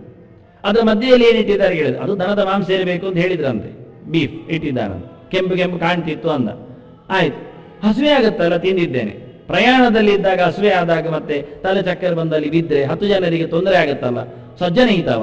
ಸಹ ಪ್ರಯಾಣಿಕರೆಲ್ಲ ದೊಡ್ಡ ದೊಡ್ಡ ಮಂದಿ ಇದ್ದಾರೆ, ಹಾಳಾಗಬಾರ್ದು ಹೇಳಿ ನಾನು ತಿಂದುಕೊಂಡು. ಎಷ್ಟು ಗಂಟೆಗೆ? ಅದು 4 ಗಂಟೆ ಫ್ಲೈಟ್ ಹೋಗ್ಲಿಕ್ಕಿತ್ತು. ಎದ್ದೆದ್ದು ಎಷ್ಟು ಗಂಟೆಗೆ? 2 ಗಂಟೆಗೆ ಎದ್ದಿದ್ದೇನೆ. 2 ಗಂಟೆಗೆ ಎದ್ದು ಅಂದ್ರೆ ಅಪರರಾತ್ರಿ, ಇನ್ನು ಬೆಳಿಗ್ಗೆ ಬೇಗ AM 2 ಎದ್ದು ಸ್ನಾನ ಮಾಡಿ 4 ಗಂಟೆ ವಿಮಾನವನ್ನು ಹತ್ತಿಕೊಂಡು ಅಲ್ಲಿ ಕೊಟ್ಟಿರತಕ್ಕ ಬ್ರೆಡ್ ಮತ್ತು ಇನ್ನೆಂಥದ್ದು ಕುಡಿದು ತಿಂದು ಹೋಗಿದ್ದಾನೆ. ತಿನ್ನುವಾಗ ವಿಮಾನದಲ್ಲಿ ಕೂತಿ ತಿಂದಿದ್ದಾನೆ, ಮತ್ತೆ ಶೂ ಹಾಕೊಂಡೇ ತಿಂದಿದ್ದಾನೆ. ಆನಂತರ ಮತ್ತೆ ಅಡಿಯಲ್ಲಿ ಎಂತಿತ್ತು, ಅಡಿಯಲ್ಲಿ ವಿಮಾನದಲ್ಲಿ ತುರ್ತು ಹೋಗುವ 4 ಹೆಣ ಹಾಕಿದ್ದಾರಂತೆ. ತುರ್ತು ಹೋಗುವುದಿತ್ತು, ಅದು ಮೊನ್ನೆ ಯಾರು ಹೋಗ್ಲಿಕ್ಕಿತ್ತು ಹಾಕಿದ್ದಾರೆ. ಅಡಿಯಲ್ಲಿ ಹೆಣ ಹೊತ್ತ ವಿಮಾನದಲ್ಲಿ ಇವ ಮೇಲೆ ಕುಳಿತುಕೊಂಡು, ಅದು ಮಾಂಸದ ಸೊತ್ತನ್ನು ಇಟ್ಟುಕೊಂಡು, ಅದು ಇನ್ನು ಸೂರ್ಯೋದಯದ ಮುಂಚೆ ಅದು ಎಲ್ಲ ಹಾಕಿಕೊಂಡು, ಕಾಲಲ್ಲಿ ಚಪ್ಪಲಿ ಎಲ್ಲ ಹಾಕಿಕೊಂಡು ಅದು ತಿಂದು ಕಚ್ಚಿ ತಿಂದಿದ್ದಾನಂತೆ. ಎಂತ ದೋಷವತಿ ಎನ್ನುವುದನ್ನೇನು ಹೇಳುವ? ಅಂತಹ ವಿಮಾನಗಳಲ್ಲೇ, ಅಂತಹ ಸೊತ್ತುಗಳಲ್ಲೇ ಬಂದದ್ದು ನಮ್ಮೇಲಿಗೆ. ವಾಹನಗಳು ಹೆಣ ಹೊತ್ತ ವಾಹನಗಳೇ ಮೂಟೆ ಹೊತ್ತು ಹಾಕಿವೆ. ಅದು 2 ಒಂದೇ ನಮೂನೆ ಅಂತಾರೆ. ಯಾವುದಕ್ಕೆ ಏನು ಕರೆದಿದ್ದಾರೋ ಅದಕ್ಕೆ ಹೋಗುತ್ತೆ ವಾಹನಗಳು. ಗಾಡಿಗಳು ನಿಂತಿರ್ತವೆ, ಯಾವುದಕ್ಕೆ ಕರೀತಾರೆ ಅದಕ್ಕೆ ಹೋಗ್ತದೆ. ಬಿದ್ದು ಸೊತ್ತನ್ನು ಹೊಕ್ಕಿಕೊಂಡು ಬರುತ್ತೆ, ನಾಯಿ ಹೆಣವನ್ನು ಹೊತ್ತು ಹಾಕುತ್ತೆ, ಮನುಷ್ಯನ ಹೆಣವನ್ನು ಹಾಕ್ತದೆ. ಯಾವುದನ್ನು ಎತ್ತಿಕೊಳ್ಳಿಕ್ಕಿರುವಂಥದ್ದು ಸರಕಾರದ ವಾಹನವೋ ಇದು ಇತರ ವಾಹನ, ಖಾಸಗಿ ವಾಹನಗಳು ಹಾಗೆ. ಅದನ್ನು ಕೇಳಲಿಕ್ಕಿಲ್ಲ, ಅದನ್ನು ಸ್ನಾನ ಮಾಡಿಸಿದ್ದೀರಾ, ಪವಮಾನ ಪಂಚಗವ್ಯ ಕಲಶ ಎಲ್ಲ ಆಗಿದೆ, ಎಂತ ಕೇಳೋದು ಕೇಳ್ತಾರೆ, ಅದರಲ್ಲಿ ಕೇಳಬೇಡಿ ಅಂತ. ಅದು ಯಾವತ್ತೂ ಸಂಬಂಧ ಇಲ್ಲದ ಸಂಗತಿ ಅಂತ. ಹಾಗಿರುವಾಗ ದೋಷವತಿ ಯಾವುದಲ್ಲ? ಆಹಾರ ಸಾಮಗ್ರಿಗಳು, ಮಾತಾಡುವಾಗೆಲ್ಲ. ದೇವರಿಗೆ ಸಿಯಾಳ ಅಭಿಷೇಕಕ್ಕೆ ಅಂತೇಳಿ ನಾವು ಸಿಯಾಳವನ್ನು ಪಡೆದುಕೊಂಡ್ರು ಅಲ್ಲಿ ಒಬ್ಬ ಕುಡಿತಾ ಇರ್ತಾನೆ, ಅದೇ ಕತ್ತಿಯಲ್ಲಿ ಹೊಡೆದಿರ್ತಾನೆ, ಅದರಲ್ಲೇ ಬಾವಿ ತೆಗೆದು ಕೊಟ್ಟಿರ್ತಾನೆ, ಅದನ್ನೇ ಕಚ್ಚಿ ತಿಂದಲ್ಲಿ ಬಿಸಾಡಿರ್ತಾನೆ, ಅದೇ ಕತ್ತಿಯಲ್ಲಿ ದೇವರಿಗೂ ಹೊಡೆದು ಕೊಡ್ತಾನೆ. ಬಾಳೆಹಣ್ಣು ಹಾಗೆ ತಾನೆ, ಅವನು ಕಚ್ಚಿ ತಿಂದದ್ದನ್ನೇ ನಾವು ತೆಗೆದು ತರುವುದು. ಹೂವಿನವನು ಹಾಗೆ ಸಿಗರೇಟ್ ಕೆಳಗಿಟ್ಟು ಹೂವಿನ ಅಳತೆ ಮಾಡಿ ಕೊಡ್ತಾನೆ, ಮತ್ತೆ ಹೋದ್ನಂದ್ರೆ ಇನ್ನೊಮ್ಮೆ ಸಿಗರೇಟ್ ಹೇಳಿದ್ದಾನೆ, ಇನ್ಯಾರು ಅದರ ಕೆಳಗಿರ್ತಾನೆ, ಮತ್ತೆ ಕಟ್ಟಿ ಕೊಡ್ತಾನೆ. ಕೇಳಬೇಡಿ ಅಂತಾರೆ. ಆದ್ರೆ ಯಾವ ಕರ್ಮ ಬಿಡ್ತೀರಿ ಕೇಳಿದ, ದೋಷವತ್. ಎಲ್ಲಾ ಕರ್ಮಗಳು ದೋಷ ಇದ್ದದ್ದೇ, ಒಂದಲ್ಲ ಒಂದು ಬಗೆಯಿಂದ ದೋಷವನ್ನು ಪಡೆದಿದೆ. ನೀವಿಷ್ಟೆಲ್ಲ ಹೇಳುವವರು ಬೆಲ್ಲ ಮಾಡುವುದು ನೋಡಿದ್ದೀರಾ ಕೇಳಿದ್ದಾರೆ. ನಾನು ಹೋಗಿ ನೋಡಿ ಬಂದಿದ್ದೇನೆ ಉತ್ತರ ಭಾರತದಲ್ಲಿ, ಚೆನ್ನಾಗಿದೆ ಬೆಲ್ಲ ಮಾಡುವುದು. ಮನೆ ಮಂದಿ ಎಲ್ಲ ಅಲ್ಲಿ ಸೇರಿಕೊಂಡು ಬೇಕಾದಾಗ ಕೈಯಲ್ಲಿ ತೆಗೆದು ನೆಕ್ಕಿ ಎಲ್ಲ ಅಲ್ಲೇ ಇಟ್ಟು ಹೋಗಿರ್ತಾರೆ, ನಮಗೂ ಕೊಡ್ತಾರೆ. ಚೆನ್ನಾಗಿದೆ ಮಾತ್ರ, ಯಾವುದು ಹಾಕಿರದ ಅಂದ್ರೆ ಶುದ್ಧವಾದ ಬೆಲ್ಲ ತಿನ್ನಬೇಕಾದ್ರೆ ಕಡಾಯಿ ಮೇಲೆ ಬಿದ್ದದ್ದು ನೋಡ್ಬೇಕು ಹೋಗಿ. ಅತ್ತ ಜಲ್ಲೆಯನ್ನು ತುಂಡು ತುಂಡು ಮಾಡಿ ಅಲ್ಲಿ ಹಾಕಿರ್ತಾರೆ, ಅದಕ್ಕೆ ವ್ಯವಸ್ಥೆಗಳಿವೆ. ರಾತ್ರಿ ಹಗಲು ಅಲ್ಲಿ ಏನು ಸೂರ್ಯೋದಯ ಸೂರ್ಯಾಸ್ತ ಕೇಳಲಿಕ್ಕೆ ಇಲ್ಲ. ಬೆಂಕಿ ಎಷ್ಟೊತ್ತು ನಡೀತಾನೆ ಇರ್ತದೆ, ಆಗ್ತಾನೆ ಇರ್ತದೆ. ಎಷ್ಟೋ ದೊಡ್ಡ ದೊಡ್ಡ ರಾಶಿಗಳು ನೆಲದಲ್ಲಿ ಹಾಕಿರ್ತಾರೆ, ಉಂಡೆ ಉಂಡೆ ಮಾಡಿ ಕೈಯಲ್ಲಿ ತೆಗೆದು. ಬಹಳ ಚೆನ್ನಾಗಿದೆ. ಯಾವುದು ಕೇಳಲಿಕ್ಕಿಲ್ಲ, ಯಾವುದರ ಬಗ್ಗೆ ಕೇಳಬೇಡಿ ಅಂದು. ಹಾಲು ತುಪ್ಪ ಏನು ನೀವು ಸ್ವೀಕಾರ ಮಾಡ್ತೀರೋ ಬದುಕಿನಲ್ಲಿ ಎಲ್ಲವೂ ದೋಷ ಇದ್ದದ್ದೇ, ದೋಷ ಇಲ್ಲದ್ದನ್ನು ಹುಡುಕಿ ತನ್ನಿ ಅಂತಾರೆ. ಎಲ್ಲಿ ಹೇಳಲಿಕ್ಕಾಗತ್ತೆ ಅಂತ, ಸಾಧ್ಯವೇ ಇಲ್ಲದ ಮಾತು ಅಂತಾನೆ. ತ್ಯಾಜ್ಯಂ ದೋಷವದಿತ್ಯೇಕೆ ಕರ್ಮ ಪ್ರಾಹುರ್ ಮನೀಷಿಣಃ ಅಂತ. ಅದಕ್ಕೆ ಉತ್ತರಾರ್ಧದಲ್ಲಿ ಕೃಷ್ಣ ಉತ್ತರ ಕೊಡ್ತಾನೆ. ಹಾಗಾದ್ರೆ ಅವನು ಉತ್ತರ ಕೊಡುವುದಲ್ಲ, ಅವನು ಹೇಳ್ತಾನೆ. ಅದಕ್ಕೆ ಏಕೆ ಮನೀಷಿಣ, ಕೆಲವರು ಬುದ್ಧಿಮಂತರು ಬುದ್ಧಿಯ ಪರಾಕಾಷ್ಠೆಯಲ್ಲಿ ತೀಕ್ಷ್ಣ ಚಿಂತನೆ ಮಾಡಿಕೊಂಡು ದೋಷ ಇದ್ದದ್ದು ಬಿಡಿ ಅಂತ ಹೇಳಿದ್ರು. ದೋಷ ಇದ್ದದ್ದು ಬಿಡಿ ಅಂದ್ರೆ ದೋಷ ಇಲ್ಲದ್ದು ಯಾವುದು ಹಿಡಿಲಿಕ್ಕೆ ಕೇಳಿದ್ರು. ಎಲ್ಲಿದೆ ಬಿಡಿ ಅಂತ ಹೇಳ್ಬಿಟ್ಟು ಸಾರಾಸಗಡ ಎಲ್ಲ ಬಿಡುವುದೇ. ಉಸಿರಾಟವು ದೋಷ ಇದ್ದದ್ದೇ, ಯಾಕೆಂದ್ರೆ ಇನ್ನೊಬ್ರು ಉಸಿರಾಡಿದ್ದನ್ನೇ ನಾವು ಎಳೆಯುವುದಲ್ಲ ಮೈಲಿಗೆ, ಅಯ್ಯ ಕರ್ಮವೇ. ಅವ್ರು ಬಿಟ್ಟ ಗಾಳಿ ನಾವು ತಗೊಳ್ಳೋದೆಂಥದ್ದು. ಮತ್ತೆ ಇಡೀ ಮನೆಯಲ್ಲಿ ಒಬ್ಬ ಕೂತ್ಕೊಳ್ಬೇಕು, ಅದು ಬಾಗಿಲು ಬಂದ್ ಮಾಡಿ, ಯಾಕೆ ಹೊರಗಿಂದ ಯಾರಾದ್ರೂ ಬಂದ್ರೆ ಮತ್ತೆ ಗಾಳಿ ಇಲ್ಲ. ಆ ಗಾಳಿಯಲ್ಲಿ ಮತ್ತೆ ರಾಸಾಯನಿಕ ಇದು ಸಾಂಕ್ರಾಮಿಕ ರೋಗಗಳಿಲ್ವೋ, ರೋಗಾಣುಗಳಿಲ್ವೋ, ವೈರಾಣುಗಳು ವೈರಸ್ಸುಗಳಿಲ್ವೋ, ಉಂಟಲ್ಲ, ಬಂದಲ್ಲ ಮತ್ತೆ ಆಯ್ತಲ್ಲ. ಸುತ್ತಮುತ್ತಲು ಒಂದು ಪ್ರಾಣಿ ಇರಬಾರ್ದು, ಪ್ರಾಣಿಗಳು ಕೆಮ್ಮಿದ್ದು ಸೀನಿದ್ದು ಅದು ಬರ್ತದೆ ಅದರೊಟ್ಟಿಗೆ. ಅಯ್ಯ ನಾವು ಮೂಗು ಮುಚ್ಚಿಕೊಂಡು ಕೂತ್ಕೊಳ್ಬೇಕು ಪ್ಲಾಸ್ಟರ್ ಆಗಿ, ಸತ್ತೋಗುದು ಒಳ್ಳೇದಾಗಾದ್ರೆ. ಅಲ್ಲ, ಮೂಗು ಮುಚ್ಚಿಕೊಂಡ್ರೆ ಪ್ಲಾಸ್ಟರ್ ಆಗಿದ್ರೆ ಮತ್ತೆ ಸಾಯದೆ ಮತ್ತೆ ಬದುಕ್ತದ? ಇಲ್ಲ. ಅದನ್ನ ಗಾಳಿಯಲ್ಲಿ ದೋಷ ಇಲ್ಲದ್ದು ಸೇವಿಸ್ತೇನೆ, ಸಾಧ್ಯ ಇಲ್ಲ. ನೀರಿನಲ್ಲಿ ದೋಷ ಇಲ್ಲದ್ದು ಕುಡಿತೇನೆ, ಸಾಧ್ಯ ಇಲ್ಲ. ಯಾವುದನ್ನು ನಾವು ದೋಷ ಇಲ್ಲದ್ದು ಮಾಡ್ಲಿಕ್ಕೆ ಆಗತ್ತೆ? ಅದರಿಂದ ಕೃಷ್ಣನಿಗೆ ಹೇಗೆ ಶಬ್ದ ಆಗಿದ? ಅದು ಕೆಲವರಯ್ಯ ಅಂತಾನೆ, ಭಾರಿ ಚಿಂತನೆ ಮಾಡ್ಲಿಕ್ಕೆ ಹೋದವರು. ಇನ್ನು ಕೆಲವರಿದ್ದಾಗೆ ದೋಷ ಗುಣದ ಯೋಚನೆ ಇಲ್ಲ, ಯಾವುದರ ಪ್ರಶ್ನೆ ಇಲ್ಲ, ಏನುಂಟೋ ಹಾಗೆ ತಗೊಳ್ಳುವುದು, ಹೇಗುಂಟೋ ಹಾಗೆ ಅಂತ. ನಾವು ಎಲ್ಲದಕ್ಕೂ ಸರಿಯಾಗಿ ಬಿದ್ದಿದ್ದೇವೆ ಹೇಳ್ತಾರೆ ಅವರು. ಯಾವುದು ನಡೀತದೆ ಗುಣದೋಷ ಲೆಕ್ಕಾಚಾರ ಮಾಡ್ತಾ ಕೂತ್ರೆ ಬದುಕೇ ಮುಂದೆ ಹೋಗುವುದಿಲ್ಲ ಅಂತ. ಇದು ತೀರಾ ಆಯ್ತು ಅಂತ ಅವನು. ಹಾಗಿದ್ರೆ ಅವನು ಹಾಳಾದ್ದು ತಿಂದಾನೆ, ಹೇಳಾದ್ದು ತಿಂದಾನ, ಅಲ್ಲ ತಿನ್ಬಹುದು. ಹಾಳಾದ್ರೇನು ಹೇಳಾದ್ರೇನು ಅಂದ, ಒಟ್ಟಾರೆ ಮನುಷ್ಯ ಅವನು. ಯಾಕೆಂದ್ರೆ ಗುಣದೋಷವೇ ಇಲ್ಲ, ಸಾಧ್ಯ ಇಲ್ಲ ಅಂತ ಕೃಷ್ಣ, ಅದು ಆಗುವುದಿಲ್ಲ ಅಂತ. ಭಾರಿ ಕಷ್ಟ ಇದೆ. ಆದ್ರಿಂದ ಬಿಡಬೇಕು, ಎಷ್ಟು ದೋಷ ಇದ್ದರೆ ಬಿಡಬೇಕು, ಇದು ತೀರ್ಮಾನಕ್ಕೆ ಸಿಕ್ಕಿ. ಇದು ಧರ್ಮಶಾಸ್ತ್ರಕ್ಕೆ ಹೋಯಿತು. ಹಾಗಾದ್ರೆ ದೋಷದ ಪರಾಕಾಷ್ಠೆ ಏನು, ದೋಷದ ಇತಿಮಿತಿ ಏನು, ಯಾವುದು ಅನಿವಾರ್ಯ, ಯಾವುದು ಅವರ್ಜ್ಯ, ಯಾವುದು ವರ್ಜ್ಯ, ಇದೆಲ್ಲ ಹೇಳಿಕ್ಕೆ ಶುರು ಮಾಡಿ. ಅಂದ ಕೆಚ್ಚಲಿಗೆ ಕರು ಬಾಯಿ ಹಾಕಿದರೆ ಹಾಲು ಪಡಿಬಹುದು ಅಂತ, ಮತ್ತೆ ಯಾರೋ ಬಾಯಿ ಹಾಕಿದ್ದು ಬೇಡ ಅಂತ. ಹಾಗೆ ಯಾವುದನ್ನೆಲ್ಲ ಶುದ್ಧ ಮಾಡ್ಲಿಕ್ಕೆ ಬರ್ತದೆ? ಜೇನುತುಪ್ಪ ಎಲ್ಲ ಪ್ರಾಣಿಗಳು ಕಕ್ಕಿದ್ದೆ, ಆ ಕ್ರಿಮಿಗಳು ಕೀಟಗಳು ಜೇನು ನೊಣಗಳು ಒಟ್ಟು ಮಾಡಿಕೊಂಡು ಬಂದದ್ದನ್ನು ಅಲ್ಲಿ ಕಕ್ಕಿದ್ದು, ಅದು ನಮಗೆ ಭಾರಿ ಮದ್ದು. ಜೇನುತುಪ್ಪ ಅಂದ್ರೆ ತುಂಬಾ ದೊಡ್ಡ ಮದ್ದು ಹೇಳ್ತೇವೆ ನಾವು. ಅದರಿಂದ ಯಾವುದನ್ನು, ರೇಷ್ಮೆ ಹುಳ, ಅದನ್ನು ವಿಪರಿಕೊಂದು ಮಾಡಿದ ಬಟ್ಟೆ, ರೇಷ್ಮೆ ಬಟ್ಟೆ ಕೌಶೇಯ, ಅದು ಭಾರಿ ಮಡಿವಂತೆ. ಲಕ್ಷ್ಮಿ ಸುತ್ತಿಕೊಂಡದ್ದೇ ಅದನ್ನು, ಕೌಶೇಯ ಪೀತವಸನಾಂ. ದೇವರು ಉಟ್ಕೊಂಡದ್ದು ಅದನ್ನೇ ಪೀತಾಂಬರ ಅಂದ್ರೆ. ಪೀತಾಂಬರ ಅಂದ್ರೆ ಹಳದಿ ರೇಷ್ಮೆಯ ಬಟ್ಟೆ, ಆಕಾರದಲ್ಲೇ ರೇಷ್ಮೆ ಬಟ್ಟೆ ತಯಾರಾಗಿತ್ತು ನೋಡಿ. ಅವನೇ ಹೇಳಿಕೊಡುವುದು, ಮತ್ತಾರು ಹೇಳಿಕೊಡ್ತಾರೆ. ರೇಷ್ಮೆ ನೂಲು ಹೇಗೆ ಜೈವಿಕ, ಅದು ಹತ್ತಿಯ ನೂಲು ಎನ್ನುವುದು ಅದು ಮರದ್ದು, ಸ್ಥಾವರಕೃತವಾದದ್ದು. ಇದು ಜಂಗಮಕೃತವಾದದ್ದು, ಇದು ಪ್ರಾಣಿಯಿಂದ ತೆಗೆದದ್ದು. ಹೀಗೆ ಸೆಣಬಿನಿಂದ ಗಿಡದಿಂದ ತೆಗೆಯುವುದುಂಟು, ಇನ್ನು ಬೇರೆ ಬಾಳೆ ದಂಡಿನಿಂದ ತೆಗೆಯುವುದುಂಟು, ಬಾಳೆನಾರು ಅಂತ. ಹೀಗೆ ಬೇರೆ ಬೇರೆ ಕಡೆಯಿಂದ, ಅನೇಕ ಕಡೆಯಿಂದ ನೂಲನ್ನು ತೆಗೆಯುವ ವ್ಯವಸ್ಥೆಗಳಿವೆ ಹಿಂದಿನ ಕಾಲದಲ್ಲಿ. ಇನ್ನು ದಡ್ಡುವಲಿ ಅಂತ ಇದೆ, ಅದರಲ್ಲಿ ತೆಗಿತಾರೆ. ಅದು ಸೆಣಬಿನ ಭಾರಿ ಗಟ್ಟಿಯ ನಾರು ಅದು. ಅಂಥದ್ದು ಅನೇಕ ಗಿಡ ಮರಗಳಿಂದ ತೆಗೆಯುವಂತಹ ವ್ಯವಸ್ಥೆಗಳು ಮಾಡಿದ್ದಾರೆ. ಹಾಗೆ ಭಗವಂತನಲ್ಲಿಯೂ ಅದರದ್ದೇ ಬಟ್ಟೆ ಬರೆ ಇದೆ. ಅದನ್ನು ಮಡಿ ಮೈಲಿಗೆಯ ವ್ಯವಸ್ಥೆಯನ್ನು, ದೋಷ ಗುಣಗಳ ಚಿಂತನೆಯನ್ನು ಶಾಸ್ತ್ರಕಾರರು, ಧರ್ಮಜ್ಞರು ಒಂದು ಇತಿಮಿತಿಯಲ್ಲಿ ತಂದಿಟ್ಟಿದ್ದಾರೆ. ಅದನ್ನು ಅರಿತುಕೊಂಡಿಟ್ಟುಕೊಂಡಾಗ ಅದಕ್ಕೆ ಏಕೆ ಮನೀಷಿಣಃ ಅಂದರೆ ಚಿಂತನೆ ಮಾಡಿಕೊಂಡು ಧರ್ಮಶಾಸ್ತ್ರಕ್ಕೆ ಅನುಗುಣವಾಗಿ ಮಾತಾಡುವವರು ಇಷ್ಟರ ಬಗ್ಗೆ ದೋಷ ಅಂತ ಹೇಳಿದರು, ಇಷ್ಟಾಂಶದಲ್ಲಿ ದೋಷ ಅಲ್ಲ ಅಂತ ಹೇಳಿದರು. ಅದನ್ನು ಮನುಷ್ಯ ಅವನ ಕೈ ಚಾಚುವಷ್ಟು ದೂರಕ್ಕೆ ಕೂತರೆ ಸಾಕಾಗುತ್ತೆ ಗಾಳಿಗೆ ಅಂತಾರೆ, ಅದರ ಆಚೆಗೆ ಬೇಡ ಅಂತ. ಅವನ ಮೈಯ ಕಿರಣಗಳ ಸ್ಪರ್ಶ ಆಗದಷ್ಟು ದೂರದಲ್ಲಿ ಒಬ್ಬನಿಂದ ಒಬ್ಬನಿಗಿದ್ರೆ ಸಾಕು, ಬಹಳ ದೂರ ಬೇಡ ಅಂತ ದೂರಕ್ಕೂ ವ್ಯವಸ್ಥೆ ಮಾಡಿದರು, ನೀರಿನ ಹೊಂಡಕ್ಕೂ ವ್ಯವಸ್ಥೆ ಮಾಡಿದರು. ಹೀಗೆ ಸುಂದರವಾಗಿ ದೋಷವತಿ ಎನ್ನುವುದಕ್ಕೆ ಒಂದು ನಿರ್ದಿಷ್ಟವಾದ ದೋಷದ ಆಕಾರವನ್ನು ತುಂಬಿಸಿ ಅಂತಹ ಕರ್ಮಗಳು ಆ ವ್ಯಾಪ್ತಿಯಲ್ಲಿ ಬಂದರೆ ಬಿಟ್ಟುಕೊಡಿ ಅಂತ ಚರ್ಚೆ ಮಾಡಿಕೊಂಡ್ರು. ಇನ್ನು ಕೆಲವರು ಹೇಳುತ್ತಾರೆ ಈ ದೋಷದ ಗಾಂಭೀರ್ಯ ಅಷ್ಟು ಸಣ್ಣ ನೋಡಿ, 50 ಎಷ್ಟು ಚೆನ್ನಾಗಿದೆ, 35ಕ್ಕೆ ಇಟ್ಟುಕೊಳ್ಳ, 50 ಬೇಡ ದೂರ ಆಗತ್ತೆ. 35 ಬಂದವ ಉತ್ತೀರ್ಣ, 34 ಬಂದವ ಅವ ಅನುತ್ತೀರ್ಣ. ಹಯ್ಯರೇ, ಒಂದು ಅಂಕದಲ್ಲಿ ಏನು ಸಾಯ್ತದೆ? ಅದೇ ಒಂದೊಂದೇ ಅಂಕದಲ್ಲಿ ಏನೋ ಸಾಯ್ತದೆ, ಅದೇ ಹೇಳು. 35 ಬಂದವನು ದೊಡ್ಡ ಸಂಗತಿ ಏನಲ್ಲ, ಯಾಕೆ ಅವನಿಗೆ 65 ಗೊತ್ತಿಲ್ಲ, ಅವನಿಗೆ ತುಂಬ ಗೊತ್ತಿಲ್ಲ, 65 ಗೊತ್ತಿಲ್ಲ, ಗೊತ್ತಿರುವುದು 35 100ರಲ್ಲಿ, ಆದರೂ ಅವನು ಉತ್ತೀರ್ಣ. ಇವನಿಗೆ 66 ಗೊತ್ತಿಲ್ಲ, ಅಷ್ಟೇ, ಒಂದೇ ಚಮ್ಮಿ ಹೆಚ್ಚು ಗೊತ್ತಿಲ್ಲ, ಆದ್ರೆ 34 ಅಲ್ಲ, ಅವನು ಅನುತ್ತೀರ್ಣ, ಅವನು ಹೊರಗೆ ಹಾಕ್ಲಿಕ್ಕೆ. ಅವನಿಗೂ 35 ಬಂದದ್ದು ಯಾಕೆ ಗೊತ್ತುಂಟ? 30 ಇದ್ದದ್ದು 35 ಮಾಡಿದ್ದು ಅಂತ ಜಾತಿಗಳು ಇದ್ದಾವೆ ಕೆಲವು, ಅದಕ್ಕೆ 5 ಮಾಡಬಾರ್ದು ಉಂಟು. ಇವ ಪಾಪ 34 ಅವ ಅಂತ 5 ಜಾಸ್ತಿ ಮಾಡುವ ಜಾತಿಯಲ್ಲಿ ಇಲ್ಲ. ಈಗ ಯಾರು ಉತ್ತೀರ್ಣ, ಯಾರು ಅನುತ್ತೀರ್ಣ? ದೇವರೇ ಬಲ್ಲ, ಅವನ ಹಣೆಯಲ್ಲಿ ಏನು ಬರೆದಿದ್ದಾನೋ ಹಾಗೆ. ಇದಕ್ಕೇನು ಹೇಳ್ತೀರಿ ಅಂತಾನೆ, ಅಂಕ ಮೌಲ್ಯಮಾಪನದ ಕಥೆ ಏನು ಅಂತ. ಅದರಿಂದ ದೋಷವತ್ತು ಎನ್ನುವ ತೀರ್ಮಾನದ ಬೌಂಡ್ರಿ ಯಾವುದು ಕೇಳಿದ. ಒಂದು ಗುಣಲಕ್ಷಣ ಆಚೀಚೆ ಮಾಡಿದ್ರೆ ಏನು ಮಾಡ್ತೀರಿ? ಈ ಕೆಲವು ವಧುವರರ ಸಮಾವೇಶದಲ್ಲಿ ನೋಡುವುದುಂಟು, ಅವರಾಗಿ ಪರ್ಕಟ್ ಜ್ಯೋತಿಷಿಗಳಾಗುವುದುಂಟು.